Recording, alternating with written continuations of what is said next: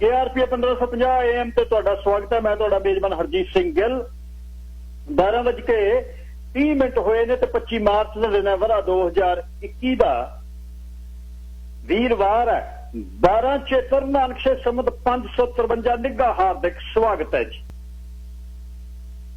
ਅੱਜ ਦੀ ਲੋਕ ਸਭਾ ਦੇ ਵਿੱਚ ਅਹਿਮ ਘਟਨਾਵਾਂ, ਗੱਲਾਂ ਬਾਤਾਂ, ਗੀਤ ਸੰਗੀਤ, ਸੁਣਨ ਦੇ ਮਸਲਿਆਂ ਤੇ ਗੱਲਬਾਤ ਹੋਏਗੀ। ਪਹਿਲੇ ਹਿੱਸੇ ਦੇ ਵਿੱਚ ਕੁਝ ਇੱਕ ਦੋ ਖਬਰਾਂ ਸੁਣਾਉਣਾ, ਉਸ ਤੋਂ ਅਗਲੇ ਹਿੱਸੇ ਦੇ ਵਿੱਚ ਅੱਜ ਉਡਨ ਤਸ਼ਤਰੀਆਂ ਦੀ ਗੱਲ ਕਰਨੀ ਹੈ ਮੈਂ ਤੁਹਾਡੇ ਨਾਲ। ਵੀਰਵਾਰ ਦਾ ਦਿਨ ਹੈ, ਸੌਰ ਮੰਡਲ ਬ੍ਰਹਿਮੰਡ ਦੀਆਂ ਗੱਲਾਂ ਆਪਾਂ ਅੱਜ ਕਰਨੀਆਂ ਨੇ। ਅਨਆਇਡੈਂਟੀਫਾਈਡ ਫਲਾਈਂਗ ਆਬਜੈਕਟ UFO ਜਿਹੜੀ ਉਡਨ ਤਸ਼ਤਰੀ, ਉਹਦੇ ਬਾਰੇ ਅਮਰੀਕਾ 'ਚ ਕੁਝ ਖਬਰਾਂ ਆ ਰਹੀਆਂ ਨੇ ਤੇ ਇਹ ਕੀ ਹੈ, ਇਹਦੇ ਬਾਰੇ ਤੁਸੀਂ ਕੀ ਸੋਚਦੇ ਹੋ? ਕਿਸੇ ਹੋਰ ਗ੍ਰਹਿ ਤੋਂ ਲੋਕ ਆ ਕੇ ਗੇੜਾ ਦਿੰਦੇ ਆ ਜਾਂ ਦੂਜੇ ਦੇਸ਼ ਜਿਹੜੇ ਨੇ ਉਹ ਇੱਕ ਦੂਜਿਆਂ ਦੀ ਮਿਲਟਰੀਆਂ ਤੇ ਮਿਲਟਰੀ ਇੰਸਟਾਲੇਸ਼ਨਸ ਤੇ ਗੇੜਾ ਦਿੰਦੇ ਆ? ਇਹ ਕੀ ਹੈ? ਇਹ ਅੱਜ ਦੀਆਂ ਗੱਲਾਂ ਨਹੀਂ, ਇਹ ਚਿਰਾਂ ਦੀਆਂ ਗੱਲਾਂ। ਜੇ ਜਰਮਨੀ ਦੇ ਸ਼ਹਿਰ ਨਿਊਰਮਬਰਗ ਦੀ ਗੱਲ 14 ਅਪ੍ਰੈਲ 1561 ਦੀ ਹੈ, ਜਦ ਲੋਕਾਂ ਨੇ ਉਡਨ ਤਸ਼ਤਰੀਆਂ ਦੀਆਂ ਗੱਲਾਂ ਕੀਤੀਆਂ। 1883 ਚ ਮੈਕਸੀਕੋ ਦੇ ਖਗੋਲ ਵਿਗਿਆਨੀ ਜੋਸ ਬੋਨੀਲਾ ਨੇ ਸੂਰਜ ਦੀ ਟਿੱਕੀ ਦੇ ਦੁਆਲੇ 300 ਦੇ ਕਰੀਬ ਕਾਲੀਆਂ ਅਣਪਛਾਤੀਆਂ ਚੀਜ਼ਾਂ ਘੁੰਮਦੀਆਂ ਦੇਖੀਆਂ। ਕੀ ਨੇ ਇਹ? ਕੀ ਹੈ ਉਡਨ ਤਸ਼ਤਰੀ? ਕੀ ਹੈ ਅਨਆਇਡੈਂਟੀਫਾਈਡ ਫਲਾਈਂਗ ਆਬਜੈਕਟ? ਜਿਹੜੇ ਗਲੈਡੀਏਟਰਸ ਨੇ, ਜਿਹੜੇ ਨੈਵੀਗੇਟਰਸ ਨੇ, ਤੇ ਉਹ ਇਸ ਦੇ ਬਾਰੇ ਗੱਲ ਕਰਦੇ ਨੇ। ਧਰਤੀ ਤੇ ਵੀ ਜਿਹੜੇ ਸੂਰਮੇ ਨੇ ਉਹ ਕਹਿੰਦੇ ਕੋਈ ਨਾ ਕੋਈ ਸ਼ਕਤੀ ਆ ਜਿਹੜੀ ਸਾਨੂੰ ਫਿਰ ਅਸੀਂ ਬੰਦੇ ਖਾਖਾਂ ਪਾੜਦੇ ਆ ਜਦ। ਸੋ ਐਵੀਏਟਰਸ ਨੇ ਜਿਹੜੇ, ਉਹ ਵੀ ਇਸ ਬਾਰੇ ਗੱਲ ਕਰਦੇ ਨੇ। ਨੇਵੀ ਤੇ 에ਅਰਫੋਰਸ ਦੇ ਪਾਇਲਟਸ ਨੇ, ਕਮਰਸ਼ੀਅਲ 에ਅਰਲਾਈਨਰਸ ਦੇ ਪਾਇਲਟ ਨੇ, 에ਅਰਲਾਈਨਸ ਦੇ ਪਾਇਲਟ ਨੇ, ਉਹ ਕਹਿੰਦੇ ਅਸੀਂ ਵੇਖੀ ਆ 1952 ਦੀ 31 ਜੁਲਾਈ ਦੀ ਨਿਊ ਜਰਸੀ ਤੋਂ ਉੱਪਰ ਉਡਨ ਤਸ਼ਤਰੀ ਦੀ ਫੋਟੋ ਆ ਪੂਰੀ, ਇੱਕ ਫਿਲਮਾਂ ਵੀ ਬਣੀਆਂ ਨੇ। ਤੇ UFO ਦੇ ਬਾਰੇ ਅੱਜ ਗੱਲਬਾਤ ਆਪਾਂ ਕਰਨੀ ਹੈ। ਉਡਨ ਤਸ਼ਤਰੀ ਹੈ, ਨਹੀਂ ਹੈ, ਕਿੱਥੋਂ ਆਉਂਦੀ ਹੈ, ਕਿੱਧਰ ਚਲੇ ਜਾਂਦੀ ਹੈ? ਏਰੀਆ ਜਿਹੜਾ 51 ਨੇਵਾਡਾ ਦਾ ਕੀ ਹੈ, ਤੇ ਜਾਂ ਫਿਰ ਨਿਊ ਮੈਕਸੀਕੋ ਦਾ ਜਿਹੜਾ ਰੋਜ਼ਵਿਲ, ਉਹ ਕੀ ਹੈ? 1947 ਚ ਉੱਥੇ ਕੀ ਹੋਇਆ ਸੀ? ਇਹਦੇ ਤੇ ਅੱਜ ਗੱਲਾਂ ਬਾਤਾਂ ਕਰਾਂਗੇ। ਥੋੜ੍ਹੀਆਂ ਜਿਹੀਆਂ ਤੁਸੀਂ ਵੀ ਸ਼ਾਮਲ ਹੋਣਾ। ਬਹੁਤ ਨੇ ਜਿਨ੍ਹਾਂ ਨੇ ਇਹ ਮਿਸਟਰੀ ਦੇ ਬਾਰੇ, ਅਨਆਇਡੈਂਟੀਫਾਈਡ ਫਲਾਈਂਗ ਆਬਜੈਕਟ, ਉਡਨ ਤਸ਼ਤਰੀਆਂ ਦੇ ਬਾਰੇ ਜਿਹੜੇ ਗੱਲਾਂ ਬਾਤਾਂ ਤੁਸੀਂ ਕਰਦੇ ਹੋ, ਸ਼ਾਮਲ ਹੋਇਓ। ਜਿੰਨੀ ਕੁ ਵੀ ਜਿਹਨੂੰ ਜਾਣਕਾਰੀ ਆ ਆਪਾਂ ਸਾਂਝੀਆਂ ਕਰਾਂਗੇ। ਰੌਚਕ ਬਣਾਇਓ ਇਸ ਵਿਸ਼ੇ। 1844 247 1550 18442471 1550 ਔਨ 에ਅਰ ਨੰਬਰ ਰਹੇਗਾ। KRPradio.com ਤੇ ਸਿੱਧਾ ਪ੍ਰਸਾਰਣ ਚੱਲਦਾ ਹੈ। ਪ੍ਰੋਗਰਾਮ ਰਹਿ ਜੇ ਤਾਂ ਬਿਲਕੁਲ ਇਹ ਸਿੱਧਾ ਕਰਕੇ ਪਾਇਆ ਹੁੰਦਾ ਹੈ ਲੋਕ ਸੱਤ ਤੇ LOKSAWTH। ਪਵਨ ਜਵੰਦੇ ਦਾ ਧੰਨਵਾਦ। ਇਹ ਤੁਸੀਂ ਵੀ ਪ੍ਰੋਗਰਾਮ ਨੂੰ ਵੇਖ ਕੇ ਜਿਹੜਾ ਲੋਕ ਸੱਤ ਦਾ ਅੱਗੇ ਭੇਜ ਦਿਆ ਕਰੋ। ਜਿਹੜੇ ਵੱਧ ਤੋਂ ਵੱਧ ਦਾ ਫਾਇਦਾ ਲੈ ਲੈਣ। 500-400 ਦੇ ਕਰੀਬ ਹਰ ਰੋਜ਼ ਉਹਨੂੰ ਵਿਊਅਰਸ ਹੁੰਦੇ ਨੇ। ਜਿਹੜੇ ਦੂਰ ਦਰਾਡੇ ਵਸਦੇ ਆ, ਉਹ ਦਿਨ ਹੋ ਜਾਂਦੇ ਤਾਂ ਭਾਰਤ ਦੇ ਵਿੱਚ, ਪੰਜਾਬ ਦੇ ਵਿੱਚ, ਕੁਝ ਆਸਟ੍ਰੇਲੀਆ ਦੇ ਵਿੱਚ, ਤੇ ਕੰਮ ਤੋਂ ਆਥਣੇ ਆ ਕੇ ਵੀ ਕੁਝ ਸੁਣਦੇ ਆ। ਲਾਈਵ ਸੁਣਨਾ ਵਧੀਆ ਰੇਡੀਓ ਲੱਗਦਾ, ਪਰ ਬਾਅਦ ਵਾਲਿਆਂ ਲਈ ਵੀ ਉਹ ਕਦੇ ਕਦੇ ਜੀ ਕਰਦਾ ਪੌਡਕਾਸਟ ਦਾ ਕੰਮ ਸ਼ੁਰੂ ਕਰੀਏ। ਪੌਡਕਾਸਟ ਬਣਾ ਕੇ ਹਫ਼ਤੇ 'ਚ 2-3 ਦਿਨ ਪਾਇਆ ਕਰੀਏ। ਰੁਝੇਵੇਂ ਜਿਹੜੇ ਨੇ ਉਹ ਬਸ ਇਹ ਹੁੰਦਾ ਵੀ ਚਲੋ ਜਿੰਨਾ ਕੁ ਹੁੰਦਾ ਉਨਾ ਕੁ ਕਰਨਾ, ਹੁਣ ਹੋਰ ਕਿੰਨਾ ਕੁ ਕਰਨਾ। 144 247 1550 ਆਉਣੇ ਨੰਬਰ, 604 729 1224 ਮੇਰਾ ਨੰਬਰ। WhatsApp ਤੇ ਟੈਕਸਟ ਲਈ। ਤੇਰੇ ਰਾਹਾਂ 'ਚ ਨੱਚਾਂਗੀ ਭਰੇ ਅਸਮਾਨ ਦੇ ਥੱਲੇ, ਸ਼ਣਕ ਦੀ ਵੰਗ ਤੋਂ ਚੋਰੀ ਮੈਂ ਆਪਣੀ ਸੰਗ ਤੋਂ ਚੋਰੀ। ਬਿਨਾਂ ਆਵਾਜ਼ ਵਰਗੀ ਹਾਂ ਤੇਰੇ ਬੁੱਲਾਂ 'ਚੋਂ ਕਿਰਦੀ ਹਾਂ, ਜੋ ਆਪਣੀ ਬਾਤ ਪਾਉਂਦੇ ਆਪਣੇ ਪ੍ਰਸੰਗ ਤੋਂ ਚੋਰੀ। ਜਹਾਂ ਵਿੱਚ ਸ਼ੋਰ ਕਿੰਨਾ ਹੈ ਪਤਾ ਨਹੀਂ ਹੋਰ ਕਿੰਨਾ ਹੈ, ਸਮੇਂ ਦੀ ਅੱਖ ਤੋਂ ਛੁਪ ਕੇ ਹਵਾ ਦੇ ਰੰਗ ਤੋਂ ਚੋਰੀ। ਵੇ ਤੈਨੂੰ ਦੇਖ ਕੇ ਜਲ ਪੈਂਦੀਆਂ ਮੱਥੇ 'ਚ ਫੁੱਲ ਝੜੀਆਂ, ਗੁਲਾਬੀ ਪੋਸ਼ ਵੀ ਹੱਸਦਾ ਹੈ ਮਰਮਰੀ ਅੰਗ ਤੋਂ ਚੋਰੀ। ਸੁਲਗਲੇ ਚੇਤਿਓਂ ਕੱਢ ਕੇ ਤੁਰਾਂਗੀ ਤਪਦੀਆਂ ਕਿਰਨਾਂ, ਵੇ ਮੈਂ ਕਕਰੀਲੀਆਂ ਪਾਉਣਾ ਦੇ ਪੋਹੀ ਢੰਗ ਤੋਂ ਚੋਰੀ। ਦਮਾ ਦੀ ਢੱਡ ਪਈ ਵੱਜੇ ਮੁੱਠੀ ਜਾਨ ਆ ਜਾਵੇ ਛਣਕ ਦੇ ਘੁੰਗਰੂ ਖੜਤਾ ਮਰਦੰਗ ਤੋਂ ਚੋਰੀ ਪਹਾੜੀ ਖੁੱਡ ਦੇ ਵਿੱਚੋਂ ਜਦੋਂ ਸਬਕੀਲੀਆਂ ਕੂੰਜਾਂ ਤੇ ਨੇ ਬਚ ਕੇ ਆਉਂਦੀਆਂ ਯਾਰਾ ਚਰਗ ਦੇ ਫੰਗ ਤੋਂ ਚੋਰੀ ਮਿਲਾਂਗੇ ਆਬਸ਼ਾਰੀ ਮੱਸਿਆ ਦੀ ਗੋਦ ਵਿੱਚ ਆਪਾਂ ਤੂੰ ਆਪਣੇ ਤਖਤ ਤੋਂ ਚੋਰੀ ਮੈਂ ਆਪਣੇ ਝੰਗ ਤੋਂ ਚੋਰੀ ਤੂੰ ਆਪਣੇ ਤਖਤ ਤੋਂ ਚੋਰੀ ਮੈਂ ਆਪਣੀ ਆਪਣੇ ਝੰਗ ਤੋਂ ਚੋਰੀ ਹਰਮਨ ਰਾਣੀ ਤੱਤ ਦੇ ਵਿੱਚ ਲਿਖਦਾ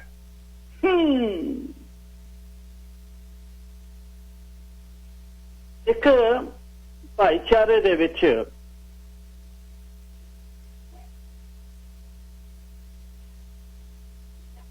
ਘਟਨਾਵਾਂ ਜਿਹੜੀਆਂ ਕੋਈ ਵੀ ਹੁੰਦੀਆਂ ਸਾਡੇ ਵਿੱਚ ਹੁੰਦੀਆਂ ਉਹ ਤੁਹਾਨੂੰ ਤੰਗ ਕਰਦੀਆਂ ਨੌਜਵਾਨ ਸਾਡੇ ਧੀਆਂ ਪੁੱਤਾਂ ਦਾ ਕਿਸੇ ਵੀ ਕਨਫਲਿਕਟ ਦੇ ਵਿੱਚ ਮਰਨਾ ਉਹ ਗਵਾਰਾ ਨਹੀਂ ਖਾਸ ਤੌਰ ਤੇ ਜਦ ਉਹਨਾਂ ਪਰਿਵਾਰਾਂ ਦੇ ਵਿੱਚ ਅਜਿਹੀ ਘਟਨਾ ਕੋਈ ਹੁੰਦੀ ਹੈ ਜਿਹੜੇ ਪਰਿਵਾਰ ਕਮਿਊਨਿਟੀ ਦੇ ਵਿੱਚ ਵੈਲ ਆਫ ਨੇ ਤੇ ਸਾਊ ਪਰਿਵਾਰ ਤੇ ਇੱਕਦਮ ਹਨੇਰਾ ਘਰ ਦੇ ਵਿੱਚ ਜਦ ਪੈ ਜਾਂਦਾ ਤਾਂ ਉਹ ਬੜੀ ਮੁਸ਼ਕਲ ਵਾਲੀ ਜਿਹੜੀ ਇੱਕ ਸਿਚੁਏਸ਼ਨ ਇੰਨੀ ਮਾੜੀ ਪੈ ਜਾਂਦੀ ਹੈ ਕਿ ਹੁਣ ਕੀ ਕੀਤਾ ਜਾਵੇ ਇਹਦੇ ਤੇ ਅਸੀਂ ਚੁੱਪ ਹਾਂ ਅਸਲ ਭਾਈਚਾਰਾ ਹੀ ਚੁੱਪ ਹੈ ਜਿਹੜੇ ਇਹ ਸਾਡੀ ਗੈਂਗਵਾਰ ਦੇ ਵਿੱਚ ਮਰਨ ਵਾਲੇ ਜਵਾਕਾਂ ਦੇ ਪ੍ਰਤੀ ਅਸੀਂ ਬਿਲਕੁਲ ਚੁੱਪ ਹਾਂ ਇਹ ਮੰਨਣਾ ਪਊਗਾ ਭਾਈਚਾਰਾ ਇਹਦੇ ਤੇ ਗੱਲ ਨਹੀਂ ਕਰਨਾ ਚਾਹੁੰਦਾ ਕਿਉਂ ਨਹੀਂ ਕਰਨਾ ਚਾਹੁੰਦਾ ਕਿ ਉਹਨਾਂ ਨੂੰ ਇਹ ਉਲਝੀ ਹੋਈ ਤੰਦੀ ਦਾ ਕਿਤੇ ਸਿਰਾ ਨਹੀਂ ਦਿਖਦਾ ਜਾਂ ਉਹ ਇਸ ਕਰਕੇ ਚੁੱਪ ਹੈ ਕਿ ਇਹਦੇ ਵਿੱਚ ਗਿਣਤੀ ਬਹੁਤ ਘੱਟ ਆ ਜਿਹੜੇ ਪਰਿਵਾਰ ਉੱਜੜ ਗਏ ਜਿਹੜੇ ਬਸ ਗਏ ਕਾਰਨ ਇਹ ਹੋ ਗਿਆ ਕਿ ਆਪਣੇ ਕੰਮਾਂ ਦੇ ਵਿੱਚ ਆਪਣੇ ਜ਼ਿੰਦਗੀ ਦੇ ਵਿੱਚ ਸਭ ਇੰਨੇ ਗਰਸ ਗਏ ਤੇ ਕਮਿਊਨਿਟੀ ਦੇ ਤੌਰ ਤੇ ਸੋਚਣਾ ਬੰਦ ਕਰ ਦਿੱਤਾ ਹਾਂ ਕਿਤੇ ਇਹ ਵੀ ਇੱਕ ਇਸ਼ੂ ਹੈ ਵੀ ਭਾਈਚਾਰੇ 'ਚ ਸਟੋਰੀ ਹੋਈ ਗੱਲ ਤੇ ਜਿਹੜੇ ਪਰਿਵਾਰ ਦੀ ਗੱਲ ਇਹ ਹੋਵੇ ਉਹਨੂੰ ਤੰਗੀ ਹੁੰਦੀ ਨਾ ਹੋ ਜਾਵੇ ਗੱਲ ਨਾ ਕਰੀਏ ਅਕਸਰ ਇਹ ਹੁੰਦਾ ਪਰ ਨਹੀਂ ਇਸ ਤਰ੍ਹਾਂ ਨਹੀਂ ਹੈ ਕਹਾਣੀ ਤੁਸੀਂ ਕੋਈ ਇਹਦੇ ਤੇ ਗੱਲਾਂ ਥੋੜਾ ਬਣਾਉਂਦੇ ਹੋ ਜਿਹੜੀ ਸੱਚ ਗੱਲ ਹੈ ਉਹ ਸੱਚ ਹੈ ਹੁਣ ਇਹ ਗਿਣਤੀ ਪਿਛਲੇ 25-30 ਸਾਲਾਂ ਤੋਂ ਚਾਹੇ 100 ਹੋਵੇ 200 ਹੋਵੇ 400 ਹੋਵੇ ਪਰ 400-500 ਹੈ ਜਦ ਤੋਂ ਇਹ 1985 ਤੋਂ ਬਾਅਦ ਸ਼ੁਰੂ ਹੋਈ ਹੈ ਉਸ ਸਮੇਂ ਕਮਿਊਨਿਟੀ ਨੇ ਇੱਕ ਦਿਨ ਅੱਗੇ ਵੀ ਮੈਂ ਗੱਲ ਕਰਦਾ ਸੀ ਜਦ ਸ਼ੁਰੂਆਤ ਹੋਈ ਗੈਂਗਵਾਰ ਵਗੈਰਾ ਪਹਿਲਾਂ ਜਿਆਦਾ ਕਤਲ ਹੁੰਦੇ ਤਾਂ ਲੋਕ ਇੰਨਾ ਦਿਲ ਨੂੰ ਨਹੀਂ ਸੀ ਲਾਉਂਦੇ ਉਹ ਕਹਿੰਦੇ ਇਹ ਤਾਂ ਪੁੱਠੇ ਕੰਮ ਕਰਦਾ ਕਿਉਂਕਿ ਅੱਜ ਤੋਂ 35 ਵਰੇ ਪਹਿਲਾਂ ਕਮਿਊਨਿਟੀ ਸੈਟਲ ਹੋ ਰਹੀ ਸੀ ਆਪਣਾ ਮਿਹਨਤਾਂ 'ਚ ਲੱਗੀ ਹੋਈ ਸੀ ਘਰ-ਬਾਰ ਬਣਾਉਣ 'ਚ ਲੱਗੀ ਉਹ ਕਹਿੰਦੇ ਇਹ ਕੁਛ ਨੇ ਜਿਹੜੇ ਪੈਸੇ ਸੌਖੇ ਕਮਾਉਣਾ ਚਾਹੁੰਦੇ ਹੋ ਮਰ ਲਓ ਇਹ ਗੱਲ ਕਰਦੇ ਅੱਛਾ ਫਿਰ ਹੁਣ ਜਿਹੜੀ ਇਹ ਪਿਛਲੇ 2000 ਤੋਂ ਇਹਨੇ ਰੂਪ ਲਿਆ ਪਿਛਲੇ 20 ਸਾਲਾਂ ਤੋਂ ਉਹ 17, 18, 20, 21 ਵਰਿਆਂ ਦੇ 24 ਵਰਿਆਂ ਦੇ ਜਵਾਕ ਜਦ ਇੱਧਰ ਪੈ ਗਏ ਔਰ ਸਾਰੇ ਵਧੀਆ ਪਰਿਵਾਰਾਂ 'ਚ ਕੋਈ ਟੁੱਟਿਆ ਹੋਇਆ ਪਰਿਵਾਰ ਨਹੀਂ ਕੋਈ ਕਿਸੇ 'ਚ ਮੁਸ਼ਕਲ ਨਹੀਂ ਉਹਦਾ ਕਾਰਨ ਨਹੀਂ ਹੁਣ ਪਤਾ ਲੱਗ ਰਿਹਾ ਜਦ ਆਪਾਂ ਗੱਲਾਂ ਕਰਦੇ ਹਾਂ ਜਿੰਨੇ ਆਪਾਂ ਆਪਣੇ ਅਲੱਗ-ਅਲੱਗ ਆਪਾਂ ਤੌਰ ਤੇ ਇਸ ਤੇ ਬੋਲਦੇ ਹਾਂ ਹੁਣ ਜੇ ਮੁਸ਼ਕਲ ਤੋਂ ਪਿੱਠ ਕਰਦੇ ਹਾਂ ਤਾਂ ਵੀ ਮਾੜੀ ਗੱਲ ਆ ਸਾਡੇ ਲਈ ਜਿਹੜੇ ਦੋ ਢੀਂਡਸੇ ਭਰਾ ਹੁਣ ਜਿਨ੍ਹਾਂ ਨੂੰ ਇੱਕ ਸੜੇ ਹੋਏ ਘਰ ਦੇ ਵਿੱਚੋਂ ਜਿਨ੍ਹਾਂ ਦੀ ਮੌਤ ਹੋਈ ਹੈ ਹੁਣ ਇਹ ਪਰਿਵਾਰ ਦੇ ਬਾਰੇ ਆਪਾਂ ਸਭ ਜਾਣਦੇ ਹਾਂ ਭਾਈਚਾਰੇ 'ਚ ਗੱਲਾਂ ਚੱਲ ਰਹੇ ਤੇ ਅੱਤ ਸਾਊ ਮਤਲਬ ਪੇਰੈਂਟਸ ਨੇ ਜਾਂ ਤੁਸੀਂ ਨਿੱਜੀ ਤੌਰ ਤੇ ਜਾਣਦੇ ਹੋ ਯਾਰ ਗੱਲ ਔਰ ਕੋਈ ਵੀ ਕਮੀ ਨਹੀਂ ਫਾਈਨੈਂਸ਼ੀਅਲੀ ਕੋਈ ਕਮੀ ਨਹੀਂ ਪੈਸੇ ਧੇਲੇ ਦੀ ਕੋਈ ਕਮੀ ਇਹ ਕੀ ਗੱਲ ਹੋ ਗਈ ਫਿਰ ਲਗਨ ਅਰਗੇ ਜਵਾਕ ਸ਼ੁੱਧ 6.25 ਫੁੱਟ ਸੁਨੱਖੇ ਸਕੇ ਭਾਈ ਦੋਨੇ ਇੱਕ ਦਿਨ 'ਚ ਹੁਣ ਤੁਰਨ ਵਾਲੇ ਤੁਰ ਗਏ ਜਿਨ੍ਹਾਂ ਨੇ ਜ਼ਿੰਦਗੀ ਇੱਥੇ ਖੱਪਰ ਖਾਧੇ ਸਾਰੇ ਮਾਪਿਆਂ ਨੂੰ ਜਿਹੜੇ ਆਪਾਂ ਕੀਤੇ ਉਹਨਾਂ ਦਾ ਕੀ ਰਹਿ ਗਿਆ ਜਿਉਣਾ ਮੈਨੂੰ ਦੱਸੋ ਹੁਣ ਕੀ ਰਹਿ ਕੀ ਜਾਂਦਾ ਜਾਂ ਜਵਾਨ ਪੁੱਤ ਘਰ 'ਚੋਂ ਮਾਰਿਆ ਜਾਂਦਾ ਗੱਲਾਂ ਤਾਂ ਬਾਕੀ ਹੋ ਜਾਣੀਆਂ ਨੇ ਲਿਖਿਆ ਹੈ ਜੀ ਕਰਮ ਹੈ ਜੀ ਜੇ ਇਹ ਨਹੀਂ ਹੈ ਪਰ ਜ਼ਿੰਦਗੀ ਰਹਿੰਦੀ ਉਹ ਕੱਖ ਨਹੀਂ। ਲੱਗਦਾ ਯਾਰ ਖੱਟਿਆ ਕੀ, ਇਦੋਂ ਤਾਂ ਪਿੱਛੇ ਚੰਗੇ ਸੀ। ਜਵਾਕ ਜੱਲੇ ਨੂੰ ਕੋਈ ਚਾਚੇ ਤਾਏ ਮਾਸੜ ਫੁੱਫੀ ਤੋਂ ਕਿਤੋਂ ਤੋਂ ਡਰ ਭੈ ਦੇ ਨਾਲ ਜਵਾਕ ਡਰ ਜਾਂਦਾ। ਬਹੁਤ ਲੈ ਕੇ ਵੀ ਗਏ, ਪੰਜਾਬ ਵੀ ਰੱਖੇ ਕਈਆਂ ਨੇ 5-4 ਸਾਲ 5-4 ਮਹੀਨੇ, ਪਰ ਨਹੀਂ ਜਵਾਕ ਤਲੇ ਆ ਗਏ। ਫਿਰ ਉਹੀ ਹੋਇਆ ਜਿਹਨੂੰ ਡਰਦੇ ਸੀ ਵੀ ਉਹ ਨਾ ਹੋਵੇ। ਇੱਕ ਵਿਸ਼ਾ ਜਿਹੜਾ ਹੈ ਇਹਦੇ ਤੇ ਬਹੁਤ ਕੁਝ ਹੋਇਆ ਕਮਿਊਨਿਟੀ ਦੇ ਵਿੱਚ। ਅੱਗੇ ਵੀ ਮੈਂ ਕਹਿਣਾ ਜਥੇਬੰਦੀਆਂ ਹੋਂਦ ਚ ਆ ਗਈਆਂ, ਟਾਊਨ ਹਾਲ ਮੀਟਿੰਗ ਜੀ ਜੇ ਤੇ ਸੀ ਉਹ, ਪਰ ਇਹ ਗੱਲ ਹੁਣ ਰੁਕੂ ਕਿਵੇਂ? ਇਹਦਾ ਸੋਲੂਸ਼ਨ ਕੋਈ ਕੌਮ ਭਾਈਚਾਰਾ ਕਰਨਾ ਚਾਹੁੰਦਾ ਜਾਂ ਨਹੀਂ ਕਰਨਾ ਚਾਹੁੰਦਾ? ਉਸ ਸਮਾਂ ਮੈਂ ਇਸ ਤੇ ਅੱਜ ਤੁਹਾਡੇ ਨਾਲ ਗੱਲ ਕਰਨੀ ਚਾਹੁੰਦਾ। ਸਾਹ ਅਵਤਾਰ ਸਿੰਘ, ਲਾਈਨ ਨੰਬਰ 1।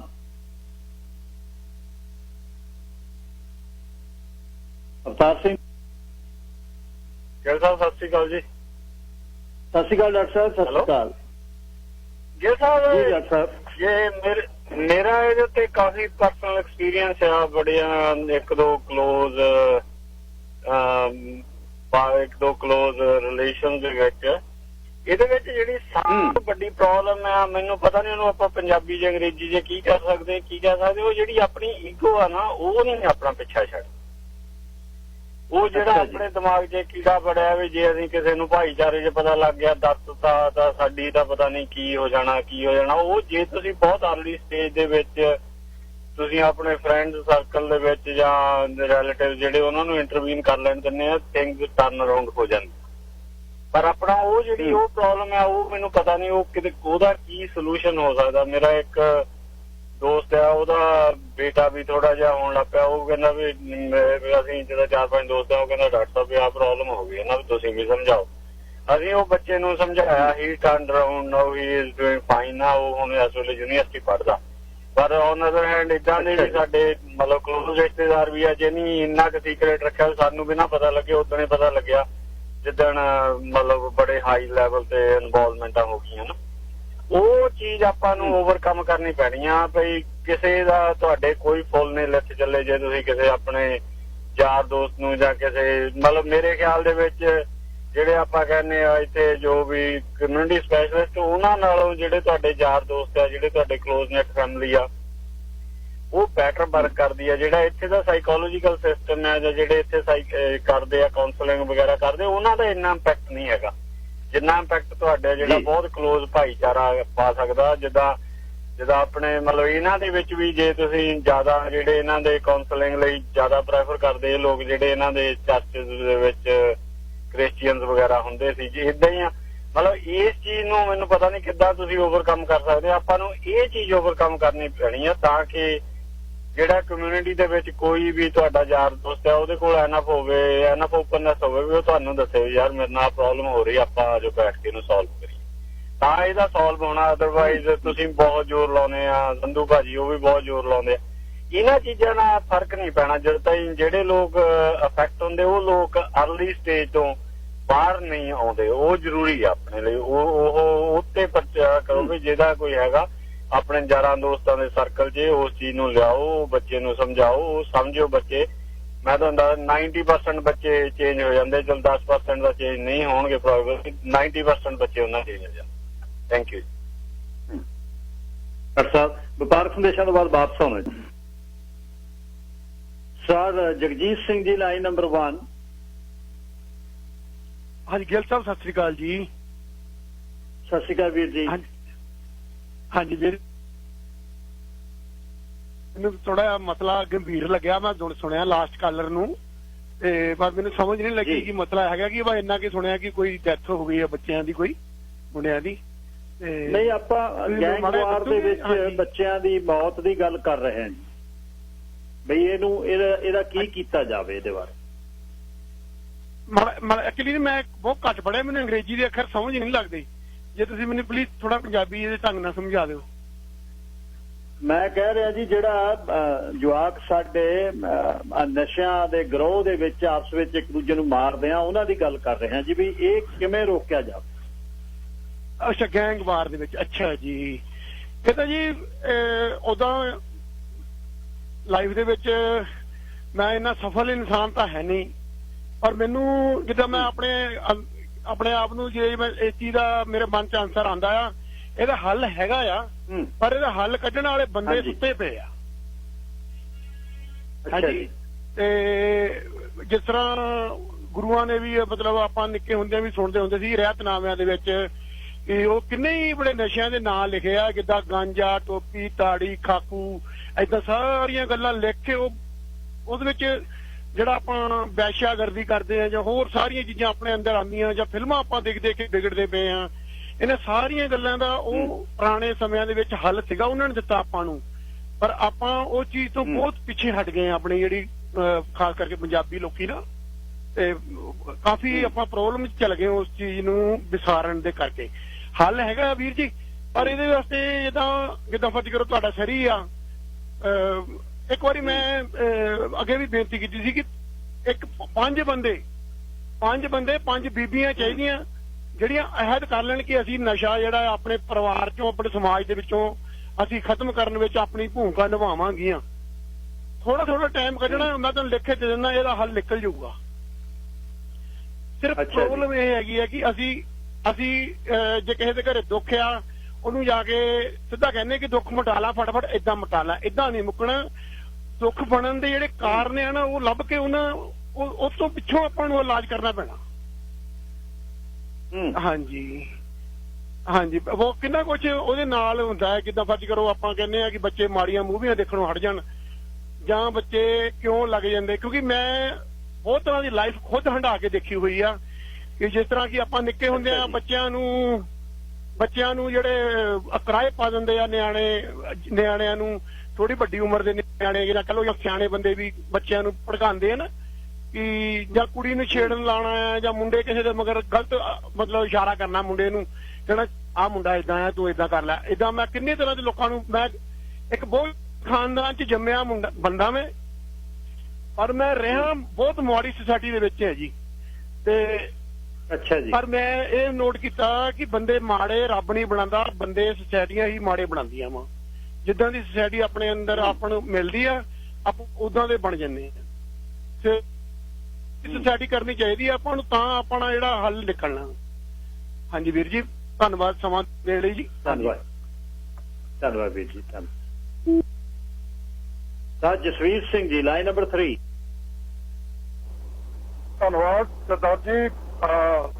ਮਨ ਉਦਾਸੀ ਚਲੇ ਜਾਂਦਾ ਜਦੋਂ ਨੌਜਵਾਨੀ ਭਰੀ ਜਵਾਨੀ ਚ ਛੱਡ ਕੇ ਮਾਪਿਆਂ ਨੂੰ ਤੁਰ ਜਾਂਦੀ ਹੈ। ਕੁਝ ਕੁ ਗੱਲਾਂ ਸਰਦਾਰ ਹੋਣੀ ਕਵਰ ਕਰ ਗਏ। ਇੱਕ ਗੱਲ ਦੇਖੋ, ਇਹਦੇ ਪਿਛੋਕੜ ਚ ਤੁਸੀਂ ਕਈ ਵਾਰੀ ਨਾ ਆਪ ਹੀ ਗੱਲ ਕਰਦੇ ਹੁੰਦੇ ਹੋ ਕਿ ਖਬਰ ਦੇ ਪਿਛੋਕੜ ਵਿੱਚ ਕੁਝ ਖਬਰ ਜਿਹੜੀ ਆ ਉਹ ਅਸਲੀਅਤ ਨਜ਼ਰ ਵਿੱਚ ਆਉਂਦੀ ਹੈ। ਸਾਡਾ ਸਮਾਜਿਕ ਜਿਹੜਾ ਵਰਤਾਰਾ, ਪਰਿਵਾਰਕ ਵਰਤਾਰਾ ਨਾ, ਉਹ ਦੁਵਿਧਾ ਦੇ ਵਿੱਚ ਪੈ ਗਿਆ। ਦੁਵਿਧਾ ਦਾ ਇੰਟੈਂਸ ਕਿ ਅਸੀਂ ਇੱਕ ਸਮਾਜਿਕ ਪ੍ਰਕਿਰਿਆ ਨੂੰ ਛੱਡ ਕੇ ਦੂਸਰੀ ਸਮਾਜਿਕ ਪ੍ਰਕਿਰਿਆ ਵਿੱਚ ਜੀਵਨ ਜਿਉਣ ਦੀ ਚਾਹਤ ਨੂੰ ਮੁੱਖ ਰੱਖ ਲਿਆ। ਕੋਈ ਮਾੜੀ ਗੱਲ ਨਹੀਂ ਹੈ ਇਹ, ਪਰ ਉਸ ਚਾਹਤ ਦੇ ਬਰਾਬਰ ਲਾਉਣ ਦੀ ਖਾਤਰ ਸਾਡੀ ਜਿਹੜੀ ਪ੍ਰਕਿਰਿਆ ਹੈ ਉਹਦੇ ਵਿੱਚ ਅਸੀਂ ਕਿੰਨਾ ਕੁ ਯੋਗਦਾਨ ਪਾਇਆ ਜਾਂ ਪਾ ਰਹੇ ਹਾਂ ਜਾਂ ਪਾਉਣ ਦੀ ਇੱਛਾ, ਇਹ ਬਹੁਤ ਵੱਡਾ ਇੱਕ ਇਹਦੇ ਚ ਵਖਵਾ ਪੈ ਗਿਆ। ਹੁਣ ਦੇਖੋ, ਮੈਂ ਗੁਰਬਾਣੀ ਤੋਂ ਮੋਸਟਲੀ ਸੇਧ ਲੈਣ ਦੀ ਕੋਸ਼ਿਸ਼ ਕਰਦਾ, ਕਿਉਂਕਿ ਮੈਂ ਗੁਰਬਾਣੀ ਨੂੰ ਪਹਿਲਾਂ ਰੱਟਾ ਲਾਉਂਦਾ ਸੀ, ਹੁਣ ਮੈਂ ਮਹਿਸੂਸ ਕਰਦਾ ਕਿ ਜੀਵਨ ਨੂੰ ਕਿਵੇਂ ਇਹਦੇ ਨਾਲ ਜਿਉਣਾ। ਇੱਕ ਸ਼ਬਦ ਗੁਰੂ ਪਿਤਾ ਕਹਿੰਦੇ ਨੇ ਕਿ ਪੇੜ ਮੰਡਾਹੋਂ ਕੱਟੀ ਹੈ, ਦਾਲ ਸੁੱਕਣ ਦੇ। ਮੁੱਢ ਤੋਂ ਦਰਖਤ ਪੱਟਿਆ ਜਾਵੇ ਨਾ, ਉਹਦੇ ਨਾਲ ਲਿਪਟੀਆਂ ਹੋਈਆਂ ਜਿਹੜੀਆਂ ਬੇਲਾਂ ਤੇ ਪੱਤੇ ਨੇ ਤੇ ਫਲ ਨੇ ਜਾਂ ਫੁੱਲ ਨੇ, ਉਹ ਆਪੇ ਸੁੱਕ ਜਾਂਦੇ ਆ। ਸਾਡਾ ਜਿਹੜਾ ਮੁੱਢ ਹੈ, ਇਹ ਮੁੱਢ ਹੈ ਸਾਡੀ ਸਭਿਅਕ ਵਿਚਾਰਧਾਰਾ। ਪੰਜਾਬ ਦੇ ਵਿੱਚੋਂ ਅਸੀਂ ਇੱਥੇ ਆ ਗਏ, ਹੱਲ ਅਸੀਂ ਉਹਨਾਂ ਦੇ ਸਿਸਟਮ ਵਿੱਚੋਂ ਲੱਭਦੇ ਹਾਂ। ਜਿਵੇਂ ਪਹਿਲੇ ਭਾਈ ਸਾਹਿਬ ਗੱਲ ਕਰਕੇ ਗਏ ਸੀ, ਕਾਉਂਸਲਿੰਗ ਹੋਵੇ, ਇਹ ਠੀਕ ਹੈ, ਕੁਝ ਸਹਾਇਕ ਨੇ, ਪਰ ਕਾਉਂਸਲਿੰਗ ਦਾ ਜਿਹੜਾ ਕੰਸੈਪਟ ਹੈ, ਉਹ ਕੰਸੈਪਟ ਹੈਗਾ ਇੱਥੋਂ ਦੀ ਪੈਦਾਇਸ਼ੀ ਔਰ ਇੱਥੋਂ ਦੇ ਵਾਤਾਵਰਨ, ਇੱਥੋਂ ਦੀ ਸਭਿਅਤਾ ਦੇ ਮੁਤਾਬਕ। ਇਹਦਾ ਮਤਲਬ ਇਹ ਨਹੀਂ ਸਾਨੂੰ ਕਾਉਂਸਲਿੰਗ ਨਹੀਂ ਕਰਨੀ ਚਾਹੀਦੀ, ਸਾਡੀ ਵੀ ਕਾਉਂਸਲਿੰਗ ਹੈ, ਪਰ ਸਾਡੀ ਕਾਉਂਸਲਿੰਗ ਹੈ ਸਾਡੀਆਂ ਵਿਚਾਰਧਾਰਕ ਉਹਨਾਂ ਪਰੰਪਰਾਵਾਂ ਦੇ ਉੱਤੇ ਜਿਹੜੀਆਂ ਸਾਡੇ ਘਰਾਂ ਦੇ ਵਿੱਚੋਂ ਉਜਾਗਰ ਹੁੰਦੀਆਂ ਨੇ, ਔਰ ਉਹਨਾਂ ਦਾ ਜਿਹੜਾ ਮੁੱਢ ਹੈ ਸਾਡੀ ਮਾਂ ਹੈ। ਤੇ ਮਾਂ ਮੱਤ ਵੀ ਹੈ ਤੇ ਮਾਂ ਸਾਡੀ ਜਨਮੀ ਵੀ ਹੈ। ਉਹ ਨਾ ਤਾਂ ਸਾਡੀ ਮੱਤ ਵਿੱਚ ਵਿਚਾਰ ਹੈਗੇ ਨੇ ਤੇ ਨਾ ਸਾਡੀ ਜਨਮੀ ਵਿੱਚ ਵਿਚਾਰ ਹੈਗੇ ਨੇ। ਜਦੋਂ ਬੱਚਾ ਦੇਖੋ ਬੱਚਾ ਵੱਡਾ ਹੋਵੇ ਜਾਂ ਉਹਦੀਆਂ ਸੁੱਖ ਸਹੂਲਤਾਂ ਹੋਣ, ਉਹਨਾਂ ਦੇ ਨਾਲ ਮਨੁੱਖ ਜੀਵਨ ਨੂੰ ਵਧੀਆ ਨਹੀਂ ਬਣਾਉਂਦਾ। ਸੁੱਖ ਸਹੂਲਤਾਂ ਮਨੁੱਖ ਆਦਤਾਂ ਮੁਤਾਬਕ ਵਰਤਦਾ ਤੇ ਆਦਤਾਂ ਮਨੁੱਖ ਦੀਆਂ ਬਚਪਨ ਵਿੱਚ ਪੈਂਦੀਆਂ ਨੇ। ਤਾਂ ਮੈਂ ਮਹਿਸੂਸ ਕਰਦਾ ਵੀ ਸਾਨੂੰ ਇਸ ਵੱਲ ਧਿਆਨ ਦੇਣ ਦੀ ਲੋੜ ਹੈ ਕਿ ਅਸੀਂ ਆਪਣੇ ਘਰਾਂ ਦੇ ਵਿੱਚ ਜਿਹੜੀ ਚੀਜ਼ ਨੂੰ ਅਸੀਂ ਕਲੇਮ ਕਰਦੇ ਹਾਂ ਕਿ ਅਸੀਂ ਹੈਗੇ ਹਾਂ।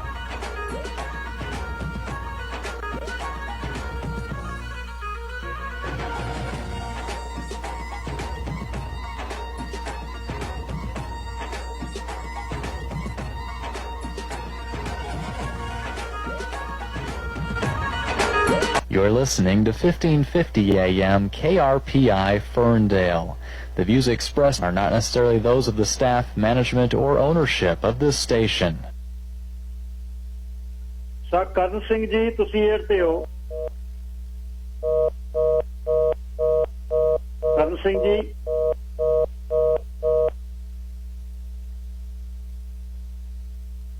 anyways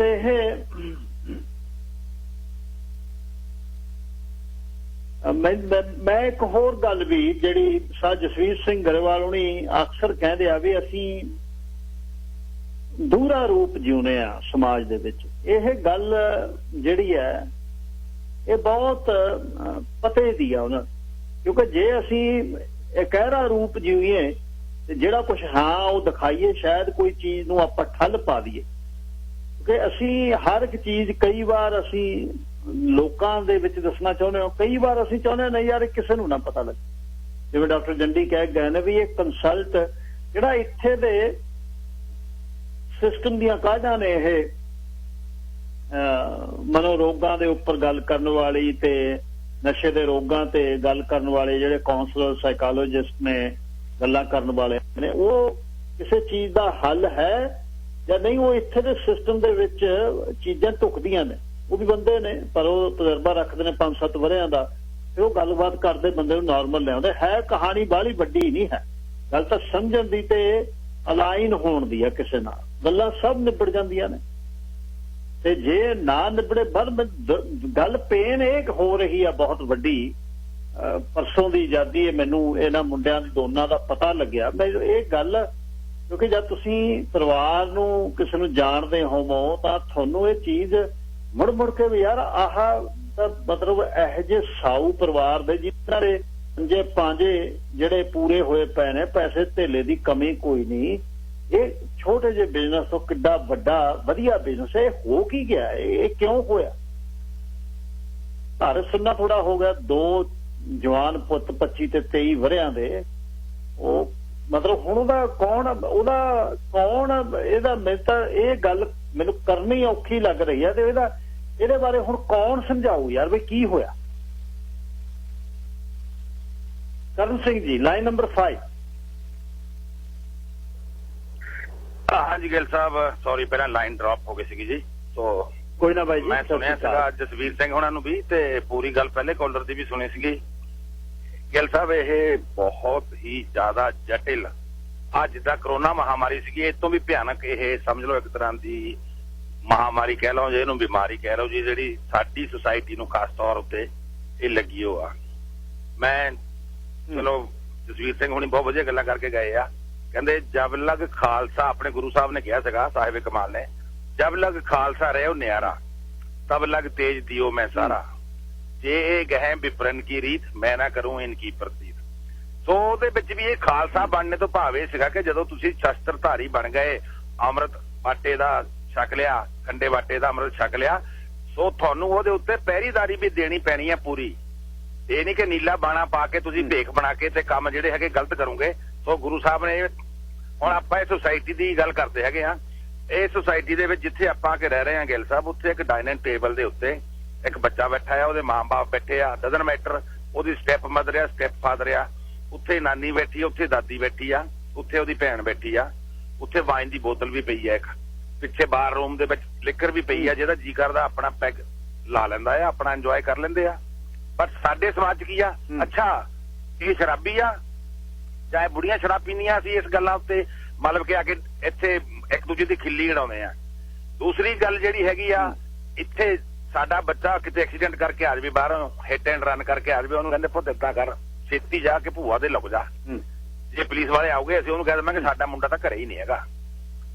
ਜਿਹੜੀ ਇਹ ਸੁਸਾਇਟੀ ਆ, ਇਹ ਕਹਿੰਦੇ ਬੱਚੇ ਨੂੰ ਕਿ ਚਲੋ ਮੇਰੇ ਨਾਲ ਪੁਲਿਸ ਸਟੇਸ਼ਨ ਜਾ ਕੇ ਦੱਸ ਉਹਨਾਂ ਨੂੰ ਕਿ ਮੇਰੇ ਤੇ ਐਕਸੀਡੈਂਟ ਹੋ ਗਿਆ, ਮੇਰੇ ਤੇ ਆਹ ਗਲਤੀ ਹੋ ਗਈ ਆ, ਮੈਂ ਆਹ ਗਲਤੀ ਕਰ ਲਈ ਆ। ਇਹ ਆਪਾਂ ਕਹਿੰਦੇ ਤਾਂ ਹੈਗੇ ਇੱਥੇ ਹੇਰਾ ਫੇਰੀਆਂ ਜਿਹੜੀਆਂ ਸੀਗੀਆਂ, ਇਹ ਸਿਸਟਮ ਹੀ ਇੰਨਾ ਸਾਊ ਸੀਗਾ ਗਿੱਲ ਸਾਹਿਬ, ਤੁਸੀਂ ਵੀ ਦੇਖਿਆ ਹੀ ਹੈ ਸਾਰਾ, ਕਿ ਸਿਰਫ ਆਪਣੇ ਆਪ ਉੱਤੇ ਤੁਸੀਂ ਟੈਕਸ ਭਰਨਾ ਹੈਗਾ, ਸਾਰਾ ਕੁਝ ਕਰਨਾ ਹੈਗਾ। ਇਹ ਗੰਦਲਾ ਕਿਨੇ ਕੀਤਾ ਸਿਸਟਮ ਨੂੰ? ਅਸੀਂ ਲੋਕਾਂ ਨੇ। ਮੈਂ ਆਪਣੇ ਇਕੱਲੇ ਇੰਡੀਅਨਾਂ ਦੀ, ਪੰਜਾਬੀਆਂ ਦੀ ਗੱਲ ਨਹੀਂ ਕਰਦਾ, ਜਿੰਨੇ ਵੀ ਬਾਹਰੋਂ ਸਾਰੀਆਂ ਕਮਿਊਨਿਟੀਆਂ ਜਿੰਨੀਆਂ ਵੀ ਹੈਗੀਆਂ ਆ। ਹੁਣ ਬੱਚਿਆਂ ਦਾ ਮਸਲਾ ਜਿਹੜਾ ਸਭ ਤੋਂ ਵੱਡਾ ਮਸਲਾ ਗਿੱਲ ਸਾਹਿਬ ਇਹਦੇ ਵਿੱਚ ਇਹੀ ਆ, ਪੈਸਾ ਪੈਸਾ ਪੈਸਾ ਪੈਸਾ ਪੈਸਾ। ਜਦ ਤੋਂ ਸਾਡੇ ਆ ਚੌਧਰੀ ਜਿਹੜੇ ਵੱਡੇ ਵੱਡੇ ਆਪਣੇ ਆਪ ਨੂੰ ਕਹਾਉਂਦੇ ਆ, ਕੋਈ ਬਿਲਡਰ ਬਣਿਆ, ਕੋਈ ਕੁਛ ਬਣਿਆ, ਕੋਈ ਕੁਛ ਬਣਿਆ ਆ, ਅੱਜ ਕੱਲ ਉਹ ਮਤਲਬ ਬਿਜ਼ਨਸਮੈਨ ਤੋਂ ਥੱਲੇ ਗੱਲੇ ਨਹੀਂ ਕਹਾਉਂਦੇ। ਇੱਕ ਇੱਕ ਘਰ ਵੇਚਦੇ ਹੁੰਦੇ ਸੀ ਪਹਿਲਾਂ ਜਿਹੜੇ ਰੀਅਲ ਸਟੇਟ ਹੈਗੇ ਆ, ਇੱਕ ਰੀਅਲਟਰ ਆ, ਉਹੀ ਡਿਵੈਲਪਰ ਆ, ਉਹੀ ਬਿਲਡਰ ਆ, ਮੌਰਗੇਜ ਬ੍ਰੋਕਰ ਵੀ ਉਹੀ ਆ, ਸਾਰੇ ਕੰਮ ਉਹ ਕੱਲਾ ਹੀ ਕਰੀ ਜਾ ਰਿਹਾ ਹੈਗਾ। ਔਰ ਕੈਸ਼ ਟ੍ਰਾਂਜੈਕਸ਼ਨ ਇੰਨਾ ਉਹਨਾਂ ਦੇ ਕੋਲ ਪਿਆ ਹੁੰਦਾ, ਉਹਨਾਂ ਦੇ ਘਰਾਂ ਵਿੱਚ 5-5 ਗੱਡੀਆਂ ਖੜੀਆਂ। ਬੱਚਾ ਜਦੋਂ ਮਰਜ਼ੀ ਜੀ ਕਰੇ ਲਾਇਸੈਂਸ ਤੋਂ ਬਗੈਰ 13-14 ਸਾਲ ਦਾ ਬੱਚਾ ਜਦੋਂ ਸਕੂਲੇ BMW ਜਾਂ ਰੇਂਜ ਰੋਵਰ ਲੈ ਕੇ ਆਉਂਦਾ ਹੈ, ਜੇਬ ਨੋਟਾਂ ਨਾਲ ਭਰੀ ਹੁੰਦੀ ਉਹਦੀ। ਜਿਹੜੇ ਹੋਰ ਧਮਾਕੜ ਬੱਚੇ ਹੈਗੇ ਆ, ਕਿਉਂਕਿ ਮੈਂ ਪਰਸਨਲ ਗੱਲ ਕਰਨੀ ਨਹੀਂ ਚਾਹੁੰਦਾ, ਬਟ ਮੈਂ ਤੁਹਾਨੂੰ ਆਪਣੇ ਐਕਸਪੀਰੀਅੰਸ ਨੂੰ ਦੱਸ ਰਿਹਾ। ਮੇਰਾ ਬੱਚਾ ਵੀ ਹੁਣ ਇਸ ਵੇਲੇ 20 ਸਾਲਾਂ ਦਾ ਹੋ ਗਿਆ ਆ। ਉਹ ਜਦੋਂ 14 ਸਾਲ ਦਾ ਸੀਗਾ, ਉਹ ਮੈਨੂੰ ਕਹਿੰਦਾ ਤੂੰ ਮੈਨੂੰ ਆਹ ਸ਼ੂ ਲੈ ਕੇ ਦੇ ਜਿਹੜੇ $500 ਦੇ ਆਉਂਦੇ ਆ, ਪੈਂਟ ਲੈਣੀ ਆ ਜਿਹੜੀ $300 ਦੀ ਆਉਂਦੀ ਆ। ਤੇ ਮੈਂ ਉਹਨੂੰ ਪੁੱਛਿਆ, ਮੈਨੂੰ ਕਹਿੰਦਾ ਤੂੰ ਕਿੱਦਾਂ ਦਾ ਪਿਓ ਆ? ਸਾਰੇ ਪਿਓ ਲੈ ਕੇ ਦਿੰਦੇ ਆ। ਮੇਰੇ ਫਰੈਂਡ ਆ, ਉਹ ਪਾਰਟੀ ਬੱਸ ਵਿੱਚ ਜਾਂਦੇ ਆ, ਉਹ ਬੀਰਾਂ ਪੀਂਦੇ ਆ, ਉਹਨਾਂ ਦੀਆਂ ਗਰਲਫ੍ਰੈਂਡਾਂ ਆ। ਕਿਉਂਕਿ ਉਹ ਉਹਨਾਂ ਨੂੰ ਦੇਖ ਕੇ ਉਹ ਬੱਚੇ ਆ ਜਿਹੜੇ ਉਹ ਫਿਰ ਇਸ ਪਾਸੇ ਨੂੰ ਗਲਤ ਪਾਸੇ ਨੂੰ ਪੈਂਦੇ ਆ। ਇੱਕ ਬੜੇ ਬੜੇ ਘਰ ਆ, ਲੈਵਿਸ਼ ਘਰ ਸੀਗੇ ਜਿਹੜੇ। ਇਹ ਸਾਰਾ ਆਪਾਂ ਜੇ ਇਹਨੂੰ ਕਹੀਏ ਮਟੀਰੀਅਲਿਸਟਿਕ ਜਿਹੜਾ ਵਰਲਡ ਹੈਗਾ ਆ, ਔਰ ਬੱਚੇ ਦਾ ਗੈਂਗਵਾਰ ਵਿੱਚ ਮਰ ਰਹੇ ਹੈਗੇ। ਇੱਥੇ ਸਾਡੇ ਆਪਣੇ ਜਿਹੜੇ ਸੇਵਾਦਾਰ ਆ ਲੋਕਾਂ ਦੇ, ਕਿੰਨੀਆਂ ਸਭਾ ਸੁਸਾਇਟੀਆਂ ਬਣਾਈਆਂ ਆ, ਗੁਰਦੁਆਰੇ ਖੋਲੇ ਹੋ, ਕੀ ਓਨਟੇਰੀਓ, ਕੀ ਐਬਸਫੋਰਡ, ਫਿਰ ਇੱਥੇ ਆ ਕੇ ਰੇਡੀਓ ਤੇ ਆ ਕੇ ਬੈਂਸਣਗੇ ਕਿ ਜੀ ਅਸੀਂ ਤਾਂ ਬਹੁਤ ਵੱਡੇ ਸੇਵਾਦਾਰ ਆ। ਆਪਣੇ ਘਰ ਦੇ ਐਡਰੈਸ ਦਿੱਤੇ ਹੁੰਦੇ ਉਹ ਨਹੀਂ ਮੰਨਦੇ ਹੈਗੇ।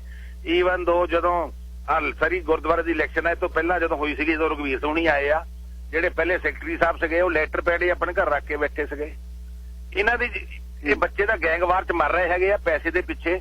ਪਹਿਲਾਂ ਗਿੱਲ ਸਾਹਿਬ ਇਹ ਸੁਸਾਇਟੀ ਸੀਗੀ ਇੱਥੇ, ਆਹ ਆਪਾਂ ਕਹਿੰਦੇ ਹੈਗੇ ਆ ਜੀ, ਆਹ ਜਿਹੜੇ ਮੋਟਰਸਾਈਕਲ ਗੈਂਗ ਹੋ ਗਿਆ ਜਾਂ ਫਲਾਨੇ ਹੋ ਗਏ, ਧਮਕਾਨੇ, ਉਹ ਸੀਗੇ ਆਪਣੇ, ਉਹ ਆਮ ਲੋਕਾਂ ਨੂੰ ਅਸੀਂ ਕਹਿੰਦੇ ਹੈਗੇ। ਬਟ ਹੁਣ ਜਦੋਂ ਪੈਸੇ ਦੀ ਭੁੱਖ ਇੰਨੀ ਵੱਧ ਗਈ ਹੈਗੀ ਆ, ਪੈਸੇ ਦੇ ਵਿੱਚ ਜਦੋਂ ਮਲੱਬਸ ਹੋ ਜਾਂਦੇ ਆ, ਇੱਕ ਦੂਜੇ ਨੂੰ ਖਤਮ ਕਰਨੇ ਚਾਹੁੰਦੇ ਆ। ਕਬਜ਼ੇ ਦੀ ਲੜਾਈ ਹੈਗੀ ਆ ਹੁਣ, ਹਰੇਕ ਜਗ੍ਹਾ ਕਬਜ਼ੇ ਦੀ ਲੜਾਈ ਹੈ ਜੀ ਇਹ। ਔਰ ਇਨੋਸੈਂਟ ਬੱਚੇ ਆ ਜਿਹੜੇ, ਔਰ ਸਾਡੇ ਮੈਂ ਹੁਣ ਜੇ ਕਹਾਂ ਇਹਦੇ ਵਿੱਚ ਮੈਂ ਵੀ ਵਿੱਚ ਹੀ ਆ।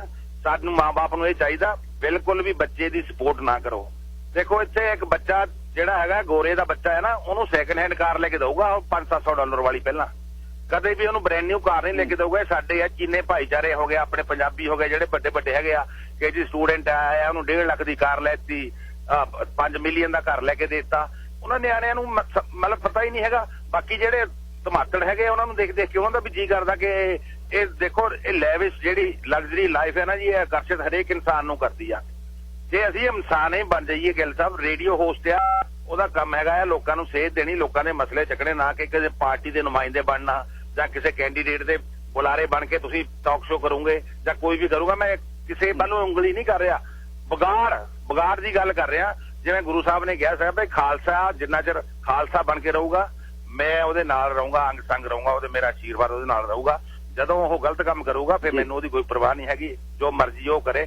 ਸੋ ਇਹ ਗੱਲਾਂ ਤਾਂ ਗਿੱਲ ਸਾਹਿਬ ਸੁਸਾਇਟੀਆਂ ਬਣ ਜਾਣ, ਜੋ ਮਰਜ਼ੀ ਬਣ ਜਾਣ, ਇੱਥੇ ਕਿਸੇ ਨੇ ਕੋਈ ਖੋਲੀ ਉਹ ਹੁਣ ਪਤਾ ਲੱਗਦਾ ਕਿ ਗਰਾਂਟਾਂ ਲੈਣੇ ਨੂੰ ਗਵਰਨਮੈਂਟ ਤੋਂ ਇੱਥੇ ਉਹ ਆਪਣਾ ਰੌਲਾ ਪਾਉਂਦੇ ਹੈਗੇ ਆ। ਸਾਰੇ ਹੀ ਆਪਣੇ ਫੰਡ ਇਕੱਠੇ ਕਰੀ ਜਾਂਦੇ ਆ, ਨੌਕਰੀਆਂ ਸੈਟਅਪ ਕੀਤੀਆਂ ਆ, ਕੋਈ ਬਜ਼ੁਰਗਾਂ ਦੀ ਸੇਵਾ ਦੇ ਨਾਂ ਦੇ ਉੱਤੇ, ਕੋਈ ਬੱਚਿਆਂ ਦੀ ਸੇਵਾ ਦੇ ਨਾਂ ਦੇ ਉੱਤੇ, ਕੋਈ ਬੀਬੀਆਂ ਨੂੰ ਕੋਈ ਬੀਬੀ ਬਾਹਰ ਲੈ ਕੇ ਜਾਂਦੀ ਆ, ਬੱਸਾਂ 'ਚ ਘਮਾਉਂਦੀ ਆ, ਉਹਨਾਂ ਤੋਂ ਵੀ 100-200 ਮਾਜ ਲੈਂਦੀ ਆ, ਤੇ ਫਿਰ ਗਵਰਨਮੈਂਟ ਨੂੰ ਕਹਿੰਦੀ ਆ ਜੀ ਮੈਨੂੰ ਦੇ ਦਿਓ $2-4 ਲੱਖ, ਮੈਂ ਬਹੁਤ ਸੇਵਾ ਕਰਦੀ ਆ ਬਜ਼ੁਰਗਾਂ ਦੀ, ਜੇ ਹੋ ਜਾਂਦਾ ਉਹ ਹੋ ਜਾਂਦਾ।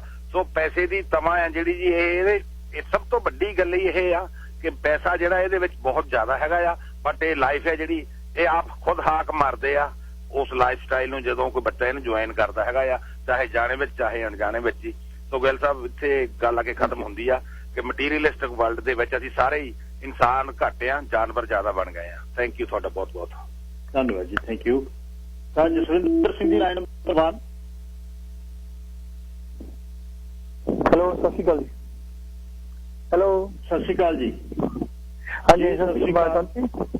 ਹਾਂਜੀ ਹਾਂਜੀ, ਮੈਂ ਕਹਿਣਾ ਚਾਹੁੰਦਾ ਅਸੀਂ ਘਰ ਬਣਾਉਂਦੇ ਆ ਜੀ। ਹੈਲੋ, ਹਾਂਜੀ ਮੈਂ ਕਿਹਾ ਅਸੀਂ ਘਰ ਬਣਾਉਂਦੇ ਆ ਲੋਕਾਂ ਦੇ। ਹਾਂਜੀ ਹਾਂਜੀ, ਮੈਂ ਕਿਹਾ ਕਦੇ ਅੱਜ ਤੱਕ ਸਾਨੂੰ ਕਿਸੇ ਨੇ ਇਹ ਨਹੀਂ ਕਿਹਾ ਵੀ ਥੀਏਟਰ ਰੂਮ ਦੀ ਥਾਂ ਤੇ ਕਦੇ ਕੋਈ ਸਾਨੂੰ ਇੱਥੇ ਮਹਾਰਾਜ ਦਾ ਨਾਮ ਲੈਣ ਲਈ ਕੋਈ ਰੂਮ ਬਣਾ ਦਿਓ ਜਾਂ ਕੁਝ ਬਣਾ ਦਿਓ। ਹਰੇਕ ਬੰਦਾ ਕੋਈ ਪੀਂਦਾ ਚਾਹੇ ਕੋਈ ਨਹੀਂ ਪੀਂਦਾ, ਹਰੇਕ ਬੰਦੇ ਨੇ ਐਂ ਕਿਹਾ ਵੀ ਸਾਡੀ ਬਾਰ ਬਹੁਤ ਜ਼ਿਆਦਾ ਸੋਹਣੀ ਹੋਣੀ ਚਾਹੀਦੀ ਆ। ਇੰਨਾ ਫੋਕਸ ਦਿੰਦੇ ਆ ਬਾਰ ਦੇ ਉੱਤੇ, ਭਾਵੇਂ ਕੋਈ ਪੀਂਦਾ ਕੋਈ ਨਹੀਂ ਪੀਂਦਾ। ਇਹ ਮੈਂ ਜਿੱਥੇ ਤੱਕ ਮੈਂ ਆਪਦਾ ਸੋਚਦਾ ਵੀ ਇਹ 99% ਮਾਂ ਬਾਪ ਦਾ ਹੀ ਕਸੂਰ ਹੈਗਾ। ਇਹ ਬੱਚਿਆਂ ਦਾ ਕੋਈ ਕਸੂਰ ਨਹੀਂ। ਜਦੋਂ ਬੱਚਿਆਂ ਦੇ ਸਾਹਮਣੇ ਆਪਾਂ ਬੈਠ ਕੇ ਬਾਹਰ ਵੀ, ਜਦੋਂ ਸਾਡੇ ਮਾਂ-ਬਾਪ ਪੀਂਦੇ ਹੁੰਦੇ ਸੀ ਨਾ, ਸਾਡਾ ਬਾਪ ਪੀਂਦਾ ਹੁੰਦਾ ਸੀ ਤਾਂ ਉਹ ਕੱਪ ਦੇ ਉੱਲੇ ਜਾ ਕੇ ਲੁਕੋ ਕੇ ਰੱਖ ਕੇ ਆਉਂਦਾ ਹੁੰਦਾ ਸੀਗਾ ਵੀ ਇਹਨਾਂ ਨੂੰ ਦੇਖੇ ਨਾ ਵੀ ਕੀ ਪੀਂਦਾ। ਅੱਛਾ, ਇੱਥੇ ਤਾਂ ਬਾਰਬੀਕਿਊ ਕਰਕੇ ਆਪਦੀਆਂ ਪੁਰਾਣੀਆਂ ਕਹਾਣੀਆਂ ਆਪਦੇ ਬੱਚਿਆਂ ਦੇ ਸਾਹਮਣੇ ਛੇੜਦੇ। ਅਸੀਂ ਐਂ ਕਰਦੇ ਰਹੇ ਜਵਾਨੀ ਮੌਕੇ, ਐਂ ਕਰਦੇ ਰਹੇ ਆ, ਘਰਾਂ 'ਚ ਸ਼ਰਾਬਾਂ ਕੱਢਦੇ ਰਹੇ ਆ। ਉਹ 'ਚ ਕੋਈ ਸ਼ੇਖੀ ਨਹੀਂ ਹੈਗੀ ਬੱਚਿਆਂ ਦੇ ਸਾਹਮਣੇ ਦੱਸਣਾ। ਮਤਲਬ ਏਦਾਂ ਕਿਸੇ ਨੇ ਅੱਜ ਤੱਕ, ਮੈਂ ਘੱਟੋ ਘੱਟ 200-300 ਘਰ ਫਰੇਮ ਕਰ ਚੁੱਕਾ ਹੋਊਗਾ, ਕਿਸੇ ਨੇ ਮੈਨੂੰ ਸਿਰਫ ਇੱਕ ਸਰਦਾਰ ਜੀ ਸੀ ਡੈਲਟਾ ਦੇ ਵਿੱਚ ਰਹਿੰਦੇ, ਉਹਨਾਂ ਨੇ ਸਾਰਾ ਸਾਊਂਡ ਸਿਸਟਮ ਕਰਾ ਕੇ, ਮੈਂ ਉਹਨਾਂ ਨੂੰ ਪੁੱਛਿਆ, ਉਹਨਾਂ ਨੇ ਕਿਹਾ ਗੁਰਬਾਣੀ ਇੱਥੇ ਚੱਲਿਆ ਕਰੂਗੀ, ਇੱਥੇ ਦੇਖਿਆ ਕਰਾਂਗੇ ਆ ਬੱਚੇ ਉਹਨਾਂ ਦੇ। ਪਰ ਉਦੋਂ ਬਿਨਾਂ ਇਲਾਵਾ ਕੋਈ ਪੀਂਦਾ ਚਾਹੇ ਕੋਈ ਨਹੀਂ ਪੀਂਦਾ। ਹਰ ਬੰਦੇ ਨੇ ਜ਼ੋਰ ਥੀਏਟਰ ਰੂਮ ਤੇ ਇੰਨਾ ਦਿੱਤਾ, ਸੌਰੀ ਬਾਰ ਦੇ ਵਿੱਚ ਕੋਈ ਪੀਂਦਾ ਨਹੀਂ। ਅਸੀਂ ਇੱਥੋਂ ਸ਼ਰਾਬ ਲਿਆਵਾਂਗੇ, ਕੋਈ ਇੱਥੋਂ ਸ਼ਰਾਬ ਲਿਆਵਾਂਗੇ, ਕੋਈ ਇੱਥੋਂ ਸ਼ਰਾਬ ਲਿਆਵਾਂਗੇ। ਠੀਕ ਆ, ਅਸੀਂ ਤਾਂ ਨੌਕਰ ਸੀ, ਅਸੀਂ ਕੰਮ ਕਰਦੇ ਸੀ, ਸਾਨੂੰ ਤਾਂ ਉਹਦੀ ਤਾਂ ਕੋਈ ਮਤਲਬ ਨਹੀਂ ਹੈਗਾ ਵੀ ਕੋਈ ਕਿੱਥੋਂ ਲਿਆਉਂਦਾ।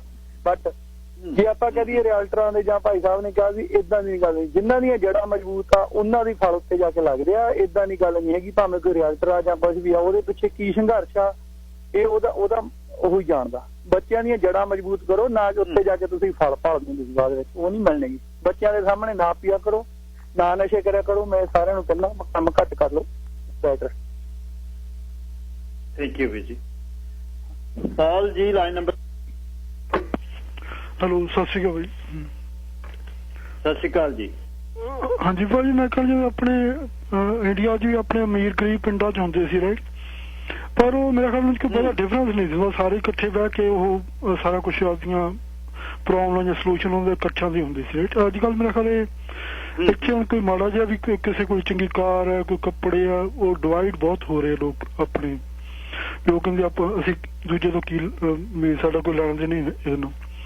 ਬਾਕੀ ਮੈਂ ਮੀਡੀਆ ਨੂੰ ਵੀ ਮੇਰਾ ਖਿਆਲ ਜਿਵੇਂ ਆਪਾਂ ਇੰਡੀਆ 'ਚ ਵੀ ਜੋ ਕੋਈ ਪੋਲੀਟੀਸ਼ੀਅਨ ਆਉਂਦਾ ਆਪਾਂ ਉਹਦੇ ਮਗਰ ਪੈਂਦੇ, ਜੋ ਕਿ ਰਿਲੀਜੀਅਸ ਲੋਕ ਆਉਂਦੇ ਆਪਾਂ ਉਹਨਾਂ ਮਗਰ ਪੈਂਦੇ। ਤੁਸੀਂ ਮੀਡੀਆ 'ਚ ਵੀ ਮੇਰਾ ਖਿਆਲ ਇਹ ਕੁਛ ਹੋਣਾ ਚਾਹੀਦਾ। ਮੀਡੀਆ ਮਗਰ ਵੀ ਸਾਨੂੰ ਪੈਣਾ ਚਾਹੀਦਾ। ਇਹ ਕਾਫੀ ਇਹ ਬਹੁਤ ਜ਼ਿਆਦਾ ਇਨਫਲੂਐਂਸ ਕਰਦਾ ਹੈ ਨੈਸ਼ਨਲ ਇੰਟਰਨੈਸ਼ਨਲ ਲੈਵਲ ਤੇ ਵੀ ਇਹ ਇਨਫਲੂਐਂਸ ਕਰਦਾ ਆਪਾਂ ਰਾਈਟ। ਵੀ ਇਹ ਹੁਣ ਜਿਵੇਂ ਆਪਾਂ ਕਹਿੰਦੇ, ਮੈਂ ਹੁਣ ਕਈ ਵਾਰੀ ਕਹਿ ਦਿੰਦਾ ਵੀ ਇਕਨੋਮਿਕ ਬੇਸ ਸਿਸਟਮ ਹੈ, ਜੇ ਇਹ 'ਚੋਂ ਇਕਨੋਮਿਕਸ ਹਟਾ ਲਈ ਜਾਵੇ ਰਾਈਟ, ਮੀਡੀਆ 'ਚ 2 ਸਾਲ 4 ਸਾਲ ਹੀ ਵੀ ਭਾਈ ਜੋ ਕੁਛ ਤੈਨੂੰ ਵੀ ਕੋਈ ਐਡਵਰਟਾਈਜ਼ਮੈਂਟਾਂ ਨਹੀਂ, ਕੋਈ ਆਲੇ ਦੁਆਲੇ ਕੋਈ ਆਹ ਲਵ ਮੈਰਿਜ ਆ ਜੀ, ਫਲਾਨਾ ਕੋਈ ਅੰਡਰਵੀਅਰ ਵੇਚ ਰਿਹਾ, ਕੋਈ ਕੁਛ ਕਰ ਰਿਹਾ, ਕੋਈ ਕੁਛ ਰਾਈਟ, ਕੋਈ ਬੱਚਿਆਂ ਨੂੰ ਬਾਹਰ ਭੇਜ ਰਿਹਾ। ਵੀ ਇਹ ਕੁਝ ਹਟਾ ਕੇ ਜਿਵੇਂ ਆਪਾਂ ਗੁਰਦੁਆਰੇ 'ਚ ਕਹਿੰਦੇ ਵੀ ਆਪਣਾ ਗੋਲਕਾਂ ਹਟਾ ਦੇਣੀ ਚਾਹੀਦੀ, ਮੀਡੀਆ 'ਚ ਵੀ ਉਹਨੂੰ ਕਹੀਏ ਵੀ ਤੇਰੀ ਆਤਮਾ ਨੂੰ ਜਿਹੜਾ ਤੈਨੂੰ ਖੁਸ਼ ਦੇਣਾ ਤੂੰ ਉਹ ਗੱਲ ਕਰ। ਉਹ ਮੇਰਾ ਖਿਆਲ ਆਪਣੀ ਇਹ ਪ੍ਰੋਬਲਮ ਸਾਲਵ ਹੋਣ ਲੱਗ ਜਾਣਗੀਆਂ। ਅਗਲਾ ਹੁਣ ਜਿਹੜਾ ਮੀਡੀਆ ਕਹੂਗਾ ਮੈਂ ਕਿਉਂ ਗੰਦ ਦਾ ਟੋਕਰਾ ਸਿਰ 'ਚ ਚੱਕੀ ਫਿਰਾਂ ਲੋਕਾਂ ਦੇ ਮੂੰਹ 'ਤੇ ਮਿਲਾ ਰਿਹਾ ਵੀ ਮੈਂ ਤਾਂ ਜਿਹੜੀ ਗੱਲ ਮੈਨੂੰ ਚੰਗੀ ਲੱਗੂਗੀ ਉਹੀ ਮੇਰਾ ਖਿਆਲ ਇਹੀ ਕਥਾਵਾਚਕ ਬਣ ਜਾਣਗੇ, ਇਹੀ ਧਾਰਮਿਕ ਆਪਾਂ ਨੂੰ ਸਿੱਖਿਆ ਦੇਣ ਲੱਗ ਜਾਣਗੇ ਮੀਡੀਆ ਜਿਹੜਾ ਆਪਾਂ ਨੂੰ ਇਸ ਤੋਂ ਹਟਾ ਰਿਹਾ। ਮੈਂ ਇਹੀ ਕਹਿਣਾ ਚਾਹੁੰਦਾ। ਧੰਨਵਾਦ ਜੀ। Thank you. ਪੁੱਤਾ ਜੀ ਲਾਈਨ ਨੰਬਰ 4। ਸੋਤਾ ਸਾਹਿਬ। Jas line number 5। ਹੈਲੋ, ਸਤਿ ਸ਼੍ਰੀ ਅਕਾਲ ਬਾਈ ਜੀ। ਸਤਿ ਸ਼੍ਰੀ ਅਕਾਲ ਦੋਸਤ ਸਾਹਿਬ। ਹਾਂਜੀ ਬਾਈ ਜੀ, ਇਹ ਬਹੁਤ ਪੇਨਫੁਲ ਆ ਐਕਚੁਅਲੀ, ਇਹਦੇ ਤੇ ਡਿਸਕਸ ਕਰਨਾ ਵੀ ਬੜਾ ਮੁਸ਼ਕਲ ਲੱਗਦਾ। ਜਿਨ੍ਹਾਂ ਤੇ ਬੀਤਦੀ ਆ ਉਹਨਾਂ ਦਾ ਤਾਂ ਜੋ ਹਾਲ ਆ ਉਹ ਤਾਂ ਆਪਾਂ ਇਮੈਜਿਨ ਵੀ ਨਹੀਂ ਕਰ ਸਕਦੇ। ਬਟ ਐਜ਼ ਏ ਸੁਸਾਇਟੀ, ਕਿਉਂਕਿ ਮੈਂ ਕੁਝ ਕਲੋਜ਼ ਦੇਖੇ ਨੇ, ਮੈਂ ਅਫਸੋਸ ਵੀ ਕਰਨ ਗਿਆ 1-2 ਘਰਾਂ ਦੇ ਵਿੱਚ ਸਾਡੇ ਰਿਸ਼ਤੇਦਾਰ ਤਾਂ ਨਹੀਂ ਸੀ, ਗਾਹਾਂ ਦੀ ਗਾਹਾਂ ਜਿਵੇਂ ਕਮਿਊਨਿਟੀ 'ਚ ਜਾਣਦੇ ਹੁੰਦੇ ਹੋ, ਔਰ ਬੜਾ ਦੁੱਖ ਆਉਂਦਾ ਦੇਖ ਕੇ ਬਟ ਦੂਸਰੇ ਪਾਸੇ ਜੇ ਮੈਂ ਜਦੋਂ ਕੋਈ ਇਹੋ ਜਿਹਾ ਕਹਿੰਦਾ ਵੀ ਕਤਲ ਹੋ ਗਿਆ ਤੇ ਮੈਨੂੰ ਐਂ ਡਰ ਰਹਿੰਦਾ, ਚਲੋ ਬੱਚਾ ਤਾਂ ਜਿਹਦਾ ਮਰਜ਼ੀ ਹੋਵੇ, ਚਾਹੇ ਗੋਰਾ ਹੋਵੇ ਚਾਹੇ ਕੋਈ ਹੋਵੇ, ਮੈਨੂੰ ਇਹੀ ਡਰ ਲੱਗਦਾ ਰਹਿੰਦਾ। ਮੈਂ ਤੁਹਾਨੂੰ ਆਨੈਸਟਲੀ ਦੱਸਦਾ ਵੀ ਕਿਤੇ ਮੇਰੀ ਕੌਮ ਦਾ ਤਾਂ ਨਹੀਂ, ਪਰ ਬਾਈ ਜੀ ਮੈਜੋਰਟੀ ਸਾਡੀ ਚੋਂ ਨਿਕਲਦੀ ਹੈ। ਹੁਣ ਇਹਦੇ ਕਈ ਪਹਿਲੂ ਨੇ, ਵੈਸੇ ਬਹੁਤ ਵਧੀਆ ਕਾਲਰ ਨੇ ਜਿਨ੍ਹਾਂ ਨੇ ਇਹ ਗੱਲਾਂ ਸਾਰੀਆਂ ਤਕਰੀਬਨ ਕਵਰ ਕਰਤੀਆਂ ਜੋ ਕਿ ਮੈਂ ਕਰਨੀ ਚਾਹੁੰਦਾ ਸੀ, ਬਟ ਮੈਂ ਕੁਝ ਐਡ ਹੀ ਕਰ ਸਕਦਾ। ਉਹਦੇ ਚ ਇਹ ਆ ਵੀ ਇੱਕ ਤਾਂ ਮੈਂ ਦੇਖਿਆ ਕਿ ਜਦੋਂ ਆਪਾਂ ਹੁਣ ਤਾਂ ਸ਼ਾਇਦ ਘਟਦਾ ਜਾਂਦਾ ਇਹ, ਲੋਕ ਥੋੜੇ ਐਜੂਕੇਟਡ ਹੋ ਗਏ, ਜਿਹੜਾ ਆਪਣੇ ਘਰਾਂ ਦੇ ਵਿੱਚ ਕੋਈ ਪਾਰਟੀਆਂ ਵਗੈਰਾ ਹੁੰਦੀਆਂ ਸੀ, ਦੂਜਾ ਹੁੰਦਾ ਸੀ, ਜਿਹੜਾ ਵੀ ਕੋਈ ਬੰਦਾ ਹੁੰਦਾ ਸੀ ਫਿਰ ਉਹ 2 ਲੱਖ ਤੇ ਜਦੋਂ ਪਾਰਟੀ ਕਰਦਾ ਚੱਕਵੀਂ ਗੱਲ ਕਰਦਾ। ਹੁਣ ਜਿਹੜੇ ਛੋਟੇ ਛੋਟੇ ਬੱਚੇ ਸੀ ਉਦੋਂ ਤਾਂ ਇਹ 2, 3, 4, 5, 7 ਸਾਲ ਦੇ ਹੋਣੇ ਨਾ, ਉਹ ਵੀ ਫਿਰ ਸੁਣਦੇ ਸੀ ਐਂ ਕਰਤਾ, ਫਲਾਣਾ ਕੁੱਟਤਾ, ਧਮਕੇ ਨੂੰ ਦੱਬ ਲਿਆ ਸੀ, 7-8 ਜਾਣੇ ਨੇ ਇੱਕ ਜਾਣੇ ਦੇ ਥੱਪੜ ਮਾਰਤਾ, ਇਹ ਕਰਤਾ ਉਹ ਕਰਤਾ। ਮੇਰੇ ਖਿਆਲ ਆ ਉਹ ਵੀ ਬੱਚੇ ਸੁਣਦੇ ਨੇ, ਉਹ ਵੀ ਫਿਰ ਐਂਡ ਤੇ ਤੁਸੀਂ ਦੇਖਿਓ ਉਹ ਵੀ ਚੱਕਵੀਂ ਗੱਲ ਹੀ ਕਰਦੇ ਆ। ਹਾਲਾਂਕਿ ਉਹ ਇੰਨੀ ਜੋਗੇ ਹੁੰਦੇ ਨਹੀਂ, ਜਦੋਂ ਉਹਨੂੰ ਬਾਹਰ ਇਕੱਲੇ ਨੂੰ ਤੁਸੀਂ ਮਿਲ ਲਓ ਨਾ ਫੇਰ ਉਹ ਨਹੀਂ ਗੱਲ ਕਰਨ ਜੋਗੇ। ਬਟ ਜਦੋਂ ਤੁਸੀਂ ਦੇਖਦੇ ਹੋ ਕਿ ਉਹ 7-8 ਦਾ ਗਰੁੱਪ ਹੋਵੇ ਫੇਰ ਉਹ ਸ਼ੋਅ ਆਫ ਕਰਦੇ ਆ। ਇਹਨੂੰ ਮੇਰੇ ਖਿਆਲ ਆ ਗੋਰੇ ਇਹਨੂੰ ਫਿੱਟ ਇਨ ਕਹਿੰਦੇ ਆ। ਉਹ ਜਦੋਂ ਬੱਚਾ, ਇੱਕ ਤਾਂ ਬੱਚਾ ਹੁੰਦਾ ਨੈਚੁਰਲ ਲੀਡਰ, ਇੱਕ ਹੁੰਦਾ ਫਿੱਟ ਇਨ। ਉਹ ਫਿੱਟ ਇਨ ਮਾਰਿਆ ਜਾਂਦਾ ਕਿਉਂਕਿ ਉਹ ਇੰਨੀ ਜੋਗਾ ਹੁੰਦਾ ਨਹੀਂ, ਤੇ ਉਹ ਕੋਸ਼ਿਸ਼ ਕਰਦਾ ਮੈਂ ਇਹਦੇ ਚ। ਇਹ ਤੋਂ ਬੈਟਰ ਆ ਵੀ ਜੋ ਕੁਛ ਇਨਸਾਨ ਨੂੰ, ਬੰਦੇ ਨੂੰ ਬਣਾਇਆ ਰੱਬ ਨੇ, ਜਿੰਨੀ ਕੁ ਅਕਲ ਦਿੱਤੀ ਸਮਝ ਲਓ, ਜਿੰਨਾ ਜ਼ੋਰ ਦਿੱਤਾ, ਜਿੰਨੀ ਕੁ ਮੱਤ ਦਿੱਤੀ ਆ, ਉਹ ਜੇ ਆਪਦੇ ਹਿਸਾਬ ਨਾਲ ਹੀ ਚੱਲੇ ਵੀ ਮੈਂ ਜੋ ਵੀ ਹੈਗਾ ਮੈਂ ਵਧੀਆ, ਮੈਨੂੰ ਫਿੱਟ ਇਨ ਹੋਣ ਦੀ ਲੋੜ ਨਹੀਂ, ਤਾਂ ਸ਼ਾਇਦ ਇਹ ਜਿਹੜੀ ਹੀਨਤਾ ਹੈਗੀ ਉਹ ਆ। ਪਰ ਦੂਸਰਾ ਗੱਲ, ਇਹ ਗੱਲ ਫੇਰ ਮੈਂ ਤੁਹਾਨੂੰ ਰਿਪੀਟ ਕਰਦਾ ਜਿਹੜੇ ਪਿਛਲੇ ਤੋਂ ਪਿਛਲੇ ਕਾਲਰ ਨੇ ਕਹੀ ਆ, ਉਹ ਇਹ ਸੀ ਬਈ ਇਹ ਤਾਂ ਹੁਣ ਆ ਚੁੱਕਿਆ ਨਾ, ਇਹ ਤਾਂ ਬੰਦੇ ਮੰਨ ਚੁੱਕੇ ਆ। ਉਹ ਕਹਿੰਦੇ ਵੀ ਡੈਡ ਤੂੰ ਕੀ ਬਣਾਇਆ, ਤੇਰੇ ਕੋਲੇ ਕੀ ਆ, 17-18 ਸਾਲਾਂ ਦਾ ਲਾਇਸੈਂਸ ਮਿਲਿਆ, ਗ੍ਰੇਡ 12 ਕੀਤੀ ਆ, BMW ਲੈ ਕੇ ਦੇਤੀ, ਮਰਸੀਡੀ ਲੈ ਕੇ ਦੇਤੀ, ਕਈਆਂ ਨੂੰ ਤਾਂ ਬਹੁਤ ਇਦੋਂ ਵੀ ਮਹਿੰਗੀਆਂ ਲੈਤੀਆਂ। ਮੈਂ ਤਾਂ ਕੁਛ ਵੀ ਨਹੀਂ ਲੈ ਸਕਦਾ, ਤੂੰ ਵੀ ਮੈਨੂੰ ਲੈ ਕੇ ਦੇ, ਜਿਵੇਂ ਇਸ ਤਰ੍ਹਾਂ ਉਹਨੇ 600 ਦਾ ਡਾਲਰ ਦੀ ਗੱਲ ਕੀਤੀ। ਰਾਈਟ, ਜਦੋਂ ਇਹ ਫਰਕ ਪਊ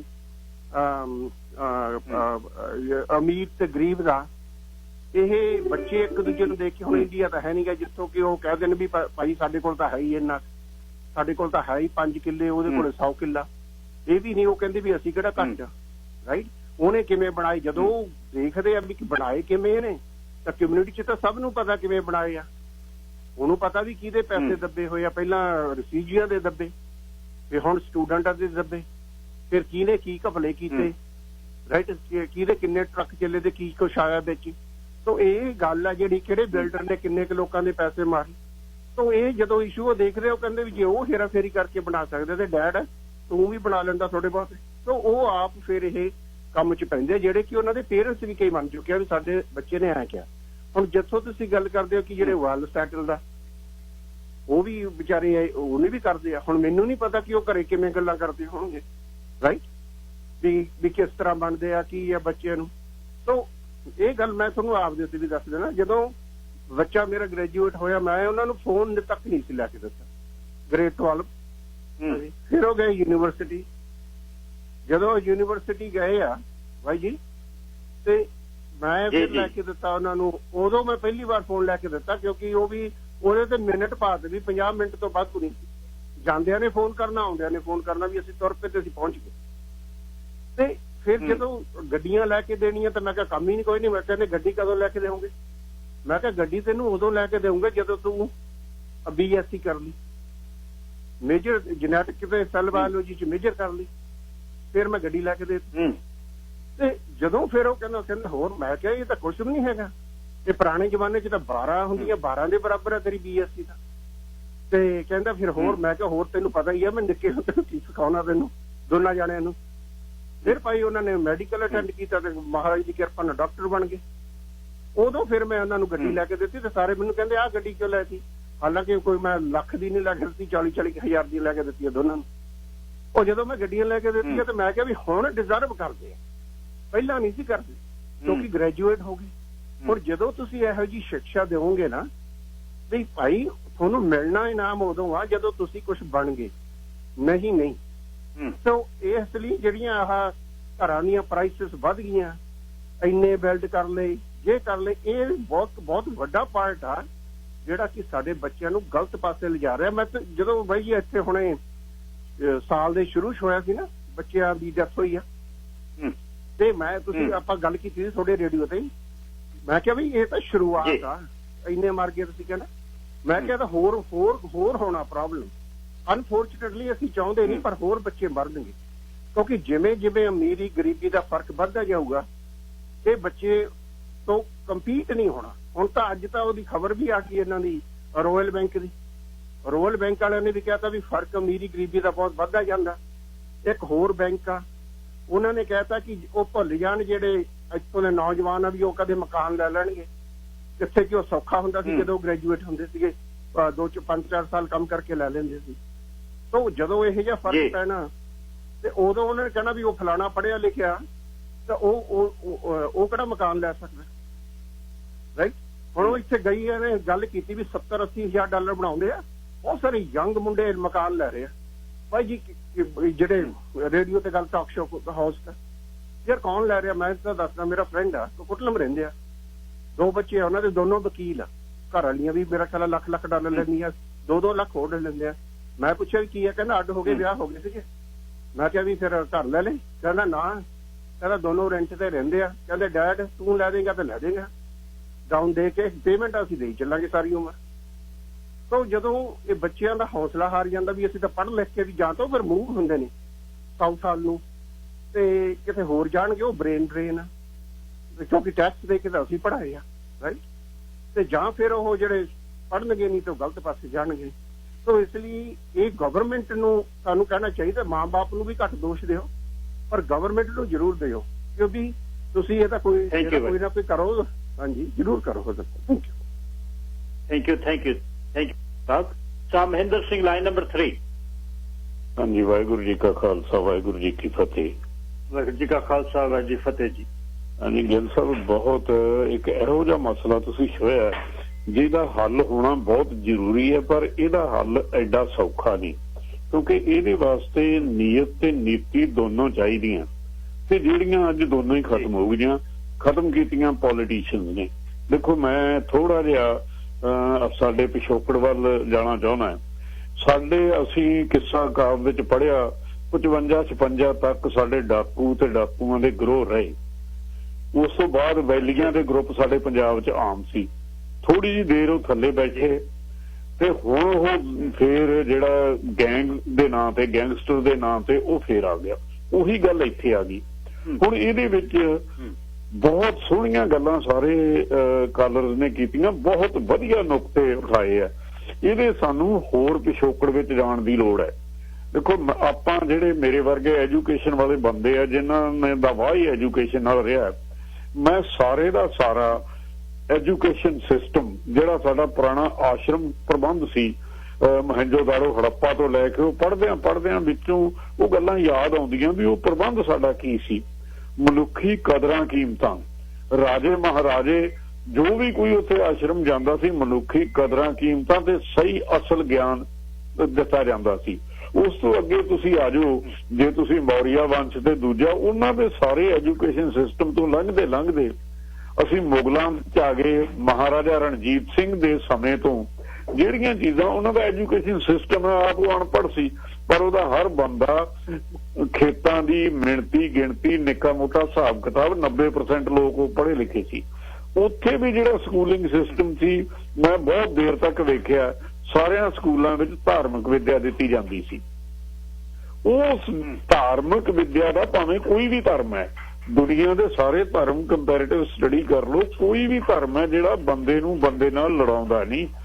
ਧਰਮ ਦੇ ਅਸਲ ਜਿਹੜਾ ਤੁਸੀਂ ਡਿਕਸ਼ਨਰੀ ਮੀਨਿੰਗ ਛੱਡ ਕੇ ਧਰਮ ਦੀ ਆਤਮਾ ਨੂੰ ਸਮਝੋ, ਤਾਂ ਧਰਮ ਮਨੁੱਖ ਨੂੰ ਵਧੀਆ ਸੁਖਾਵੀਂ ਜ਼ਿੰਦਗੀ ਜਿਉਣ ਵਾਸਤੇ ਪ੍ਰੇਰਨਾ ਦਿੰਦਾ। ਹੁਣ ਗੁਰੂ ਸਾਹਿਬ ਨੇ ਕਿਹਾ, ਪਹਿਲੋਂ ਦੇ ਤਾਂ ਰਿਜ਼ਕੋ ਪਾਹਾ, ਪਿੱਛੋਂ ਦੇ ਤਾਂ ਜਲ ਤੋਂ ਪਾਹਾ। ਰਿਜ਼ਕ ਬੰਦੇ ਵਾਸਤੇ ਪੈਦਾ ਕੀਤਾ, ਨਾ ਕਿ ਬੰਦਾ ਰਿਜ਼ਕ ਵਾਸਤੇ। ਹੁਣ ਜਿਹੜੀ ਆਧੁਨਿਕਤਾ ਆ ਗਈ, ਪਦਾਰਥਵਾਦ ਆ ਗਿਆ, ਉਹਦੇ ਵਿੱਚ ਕੀ ਆ ਗਿਆ ਕਿ ਬੰਦਾ ਪਦਾਰਥ ਦੇ ਵੱਸ ਹੋ ਗਿਆ। ਹਾਲਾਂਕਿ ਪਦਾਰਥਵਾਦੀ, ਸਭ ਤੋਂ ਮਹਾਨ ਜਿਹੜਾ ਪਦਾਰਥਵਾਦੀ, ਮਾਰਕਸ ਨੇ ਵੀ ਕ੍ਰੀਏਸ਼ਨ ਆਫ ਏ ਸਾਈਕਿਕ ਮੈਨ। ਮੇਰਾ ਖਿਆਲ ਉਹ ਇਹਨਾਂ ਲੋਕਾਂ ਨੇ ਪੜ੍ਹਿਆ ਹੀ ਨਹੀਂ ਸਾਡੇ ਲੋਕਾਂ ਨੇ, ਕਿ ਉਹ ਪਹਿਲਾਂ ਤੁਸੀਂ ਮਨੁੱਖ ਦੀ ਮਨੋਵਿਗਿਆਨਕ ਸਿਰਜਣਾ ਕਰੋ, ਇੱਕ ਮਨੋਵਿਗਿਆਨਕ ਮਨੁੱਖ ਸਿਰਜੋ। ਤੇ ਇੱਥੇ ਕੀ ਹੋਇਆ ਕਿ ਸਾਰਾ ਕੁਝ ਪਦਾਰਥ ਦੇ ਅਧੀਨ ਹੋ ਗਿਆ।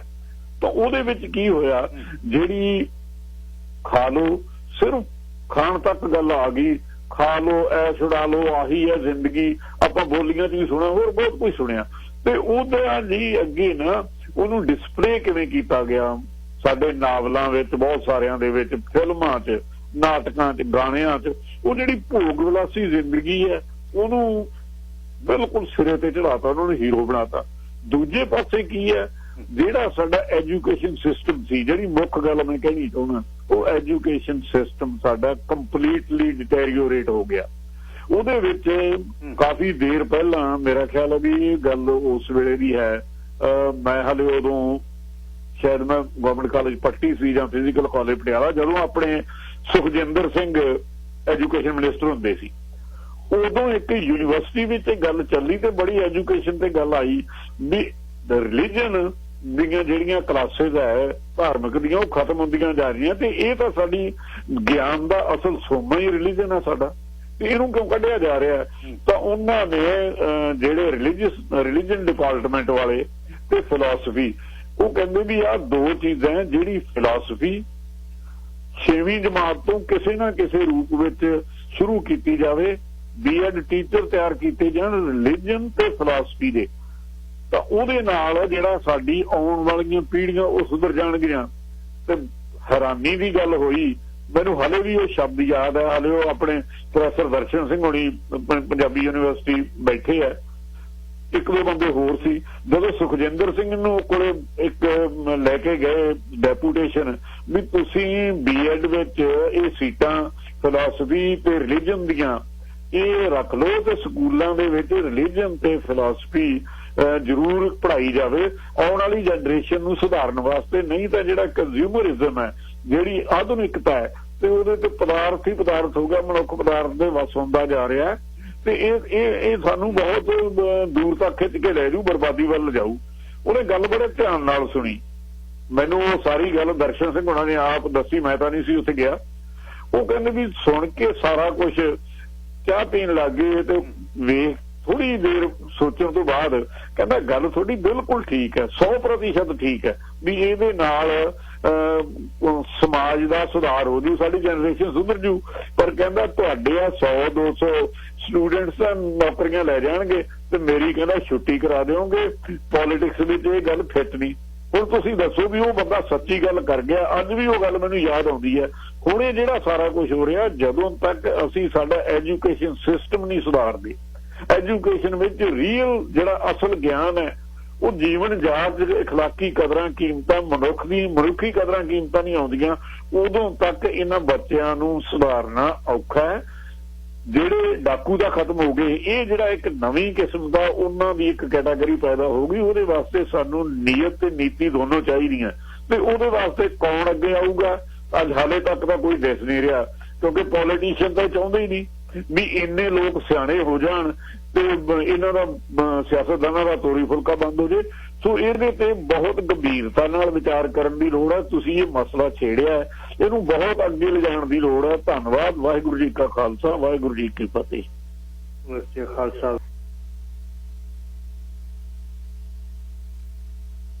ਅਲੱਗ ਕਿਸਮ ਦੀ ਗੱਲ ਹੈ ਜਿਹੜੀ ਤੁਹਾਡੇ ਨਾਲ ਮੈਂ ਕਰਨ ਚਾਹੁੰਦਾ। ਸੌਰੀ, ਪਹਿਲਾ ਵਿਸ਼ਾ ਲੰਮਾ ਹੋ ਗਿਆ, ਪਰ ਮੈਂ ਇਸ ਤੇ ਵੀ ਆਪਣੇ ਕੋਲ ਗੱਲ ਇਹ ਹੋਈ ਕਿ director of national intelligence John Ratcliffe ਨੇ ਇੱਕ ਇੰਟਰਵਿਊ ਦਿੱਤੀ ਫੌਕਸ ਨੂੰ। 1 ਜੂਨ ਪਹਿਲੀ ਨੂੰ ਪੈਂਟਾਗਨ ਨੇ ਜਿਹੜਾ ਅਨਆਇਡੈਂਟੀਫਾਈਡ ਫਲਾਈਂਗ ਆਬਜੈਕਟਸ ਤੇ ਇੱਕ ਰਿਪੋਰਟ ਦੇਣੀ ਤੇ ਜਿਹਦੇ ਵਿੱਚ ਜਿਹੜਾ ਟਰੰਪ ਦਾ national security national intelligence director ਸੀ, ਉਹਨੇ ਫੌਕਸ ਨਿਊਜ਼ ਨਾਲ ਗੱਲ ਕਰਦੇ ਹੋਏ ਕਹਿੰਦਾ ਬਹੁਤ ਹੈ ਜਿਹੜਾ ਬਹੁਤ ਸੀਨਸ ਨੇ, ਸਾਈਟਿੰਗਸ ਨੇ ਜਿਹੜੀਆਂ ਹਾਲੇ ਤੱਕ ਪਬਲਿਕ ਨਹੀਂ ਅਸੀਂ ਕੀਤੀਆਂ, ਬਹੁਤ ਪੈਂਟਾਗਨ ਨੂੰ ਪਤਾ, ਕੁਝ ਕਿ ਡੀਕਲਾਸੀਫਾਈਡ ਹੋਈਆਂ, ਮੋਸਟਲੀ ਕਲਾਸੀਫਾਈਡ।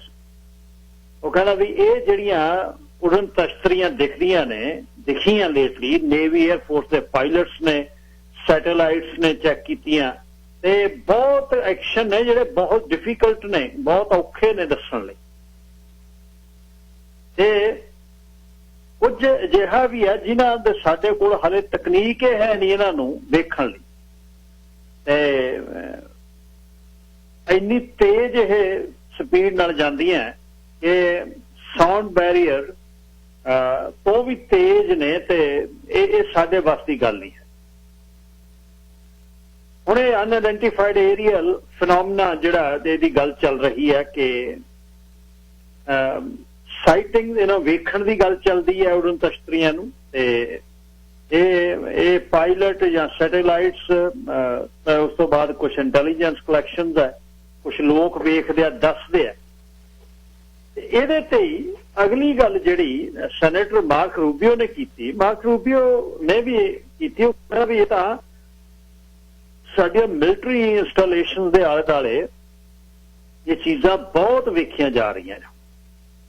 ये अमरीका की गल है, वो कहते सानू पता नहीं लग रहा, पेंटागन नूं नहीं पता लग रहा हो की रहा है, किसी देश दियां ने, ये रूस दियां ने, चीन दियां ने, ये फ्लाइंग सॉसर जिहड़ियां ने ये कित्थों आउंदियां जां कोई ग्रह है होर अपने इस प्लैनेट तो बिना कितों होर दुनिया जिथों ये लोग आउंदे ते कुछ एरिए ने जिन्हां दी गल असल एक किताब है प्रोजेक्ट ब्लू बुक ते डेविड ओलैरी जिहड़े क्रिएटर ने ते जिहड़े यूनाइटेड स्टेट्स एयरफोर्स के लिए रिसर्चर के तौर पर यूएफओ लिए गल करते हैं। हुण उन्हां सब तो पहली गल रोजवेल की न्यू मैक्सीको की है जिहड़ी 1947 के कहते बहुत बड़ा एक बुलबुला आके उत्थे फट गया, बैलून कहते हैं उन्होंने, यूएफओ कहते हैं ते इहदे ते बड़ियां अलग अलग थ्योरीज ने। उत्थे ही 1947 तो बाद जिहड़ा बिग बैंग होया भी उत्थे जी बॉडीज पईयां ने एलियंस दियां ते उस तो बाद एरिया 51 है जिहड़ा रेचल नवाडा दे विच नवाडा दे इस जंगल दे सॉरी इस रेगिस्तान दे विच किसे नूं इस एरिया च जाण नहीं दिंदे। हो एयरफोर्स बेस है इहदा ते जिथे वो कहंदे असीं बहुत यूएफओ इस एरिया विच वेखी गई ते लोकां नूं बहुत स्ट्रेंज आ वेखदे ने जाके ते इन्ना सीक्रेट एरिया ते बहुत छोटी पॉपूलेशन है इस रेचल दी, छोटा जा टाउन है ते पर हुण एलियंस की गल ते एक ये भी कहते भी लॉकहीड मार्टिन ते होर कुछ जिहड़ियां कंपनियां उन्हां दा स्पाई जिहड़े टोल आऊ जहाज ने वो इत्थे बनाए जांदे। 1950 दे विच भी ये एक यूएफओ की हिस्टरी है, इस नूं मैकमिनविल ओरेगन दे विच वेख्या गया। इसे तरह ही सेडोना एरीजोना दे विच एक एरिया जिथे कहते हैं भी कोई ना कोई एनर्जी इत्थे कम करती है, लोग जानते हैं। फ्लैटवुड मॉन्स्टर फ्लैटवुड वेस्ट वर्जीनिया 1952 दे विच बहुत अग दी एक गोल मच दी एक मतलब गोल धारे दी ओनू वर्जीनिया च वेख्या गया ते इस तरह ही फार्गो नॉर्थ डकोटा च 1947 च national guard pilot George F Gordman उन्हें दस्या कि मैनू किसी ने चेज किया अनआइडेंटिफाइड क्राफ्ट सी ते फार्गो दे उपर तुरया फिरदा सी 20 मिनट वो कहना मैनू जिहड़ा ओह टारगेट करता रहा ते इसनूं गवर्नमेंट डॉग फाइट भी कहते हैं ते बहुत फेमस केस है। अच्छा मार्फा टैक्सस दे विच जिहड़ियां प्लेन्स ने खुला एरिया ते इत्थे भी इसनूं कहा गया कि एनुअल लाइट्स दा फेस्टिवल हुंदा ते ਇਹਦੇ ਵਿੱਚ ਇਹਨਾਂ ਨੂੰ ਅਨਆਇਡੈਂਟੀਫਾਈਡ ਫਲਾਈਂਗ ਆਬਜੈਕਟਸ ਨੂੰ ਵੇਖਿਆ ਗਿਆ। ਕੋਲੋਰਾਡੋ ਦਾ ਹੀ ਸੈਨ ਲੂਇਸ ਵੈਲੀ ਹੈ ਤੇ ਉਹਦੇ ਵਿੱਚ ਇਹਦੇ ਨਾਲ ਹੁਡਸਨ ਵੈਲੀ ਨਿਊਯਾਰਕ ਦੇ ਵਿੱਚ 1909 ਤੋਂ ਮੈਨਹਟਨ ਦਾ ਨਾਰਦਰਨ ਪਾਰਟ ਹੈ ਉੱਥੇ ਇਸ ਨੂੰ ਮੁੜ ਮੁੜ ਕੇ ਵੇਖਿਆ ਜਾਂਦਾ ਰਿਹਾ ਤੇ ਲੋਕ ਇਸ ਨੂੰ ਦੱਸਦੇ ਆ ਕਿ ਸਕਿਨ ਵਾਕਰ ਰੈਂਚ ਯੂਟਾ ਦੇ ਵਿੱਚ यूटा वैली दे विच इहदे च यूएफओ नूं जिहड़ा लोकां ने मतलब ये एरिए ने। अच्छा हुण जिहड़ा दो वड्डियां बंदियां दी इंटरव्यू है जिहड़ी ਰੈਡਕਲਿਫ ਦੀ ਗੱਲ ਕਹਿਣੀ ਕਿ ਅਸੀਂ ਤਾਂ ਇਹਨੂੰ ਡਿਸਕ੍ਰਾਈਬ ਵੀ ਨਹੀਂ ਕਰ ਸਕਦੇ। ਜੂਨ 1 ਨੂੰ ਅਸੀਂ ਕਿੱਥੋਂ ਜਿਹੜਾ ਪੈਂਟਾਗਨ ਇਹਦੇ ਬਾਰੇ ਕੀ ਦੱਸੂ, ਉਹ ਕਹਿੰਦੇ ਤਾਂ ਦੱਸਣਾ ਹੀ ਸਾਡੇ ਲਈ ਔਖਾ। ਮਾਰਕ ਰੂਬੀਓ ਦਾ ਕਹਿਣਾ ਕਿ ਸਾਡੀਆਂ ਮਿਲਟਰੀ ਇੰਸਟਾਲੇਸ਼ਨ ਦੇ ਨੇੜੇ ਪੈਂਟਾਗਨ ਨੇ ਇੱਕ ਬਣਾਈ ਵੀ ਹੋਈ unidentified aerial phenomena task force UPTAF ਵੀ ਬਣਾਈ ਹੋਈ ਹੈ, ਤੇ ਉਹਦੇ ਤੇ ਹੁਣ ਇਸ ਤੇ ਗੱਲ ਮੁੜ ਕੇ ਹੋ ਰਹੀ ਹੈ ਵੀ ਇਹ ਕੀ ਨੇ ਯਾਰ, ਇਹ ਕਿੱਥੋਂ ਆਉਂਦੀਆਂ ਨੇ, ਇਹਨਾਂ ਨੂੰ ਕੌਣ ਲੈ ਕੇ ਆਉਂਦਾ, ਕਿਹੜੇ ਗ੍ਰਹਿ ਤੋਂ ਆਉਂਦੀਆਂ ਨੇ। ਬਹੁਤ ਤੇਜ਼, ਬਹੁਤ 에ਅਰ ਫੋਰਸ ਦੇ ਨੇਵੀ ਦੇ ਪਾਇਲਟ ਇਸ ਨੂੰ ਵੇਖਦੇ ਆ। ਉਹਨਾਂ ਨੇ ਦੱਸਿਆ, ਉਹ ਕਹਿੰਦੇ ਨਾ ਇਹ ਸਭ ਥਿਊਰੀ ਨੇ, ਇਹ ਤਾਂ ਐਵੇਂ ਵਿਵਾਦਗ੍ਰਸਤ ਚੀਜ਼ਾਂ ਨੇ, ਇਹ 'ਚ ਕੁਛ ਨਹੀਂ ਹੈ। 1844 247 1550 UFO ਅਨਆਇਡੈਂਟੀਫਾਈਡ ਫਲਾਈਂਗ ਆਬਜੈਕਟਸ, ਉਡਨ ਤਸ਼ਤਰੀਆਂ ਜਿਹੜੀਆਂ 3-4 ਸਦੀਆਂ ਤੋਂ ਗੱਲਾਂ ਹੋ ਰਹੀਆਂ। 1560 ਦੇ ਵਿੱਚ ਗੱਲ ਜਰਮਨੀ ਤੋਂ ਸ਼ੁਰੂ ਹੋਈ। ਕੀ ਤੁਸੀਂ ਵਿਸ਼ਵਾਸ ਰੱਖਦੇ ਹੋ ਕਿ ਵਾਕਈ UFO ਹੈ ਕੁਛ?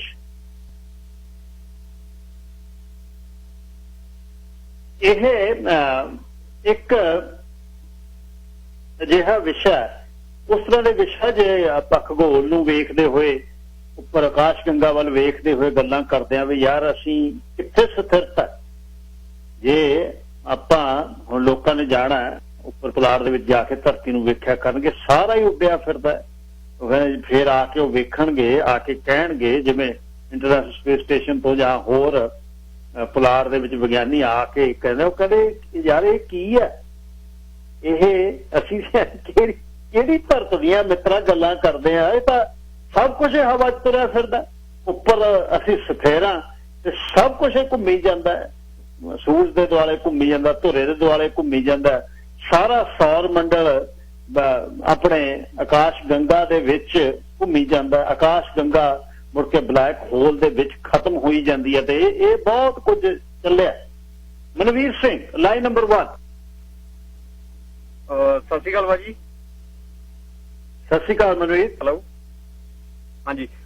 ਇਹ ਮੇਰਾ ਬਹੁਤ one of my favourite topic ਆ, ਤੇ ਇਹਦੇ 'ਚ ਆਪਾਂ ਦੇਖੀਏ 1950 ਦੀ ਜਾਂ 52 ਦੀ ਗੱਲ ਸੀ, ਔਰੇਗਨ ਜਾਂ ਯੂਟਾ ਤੋਂ ਇੱਕ ਦੇ ਵਿੱਚ।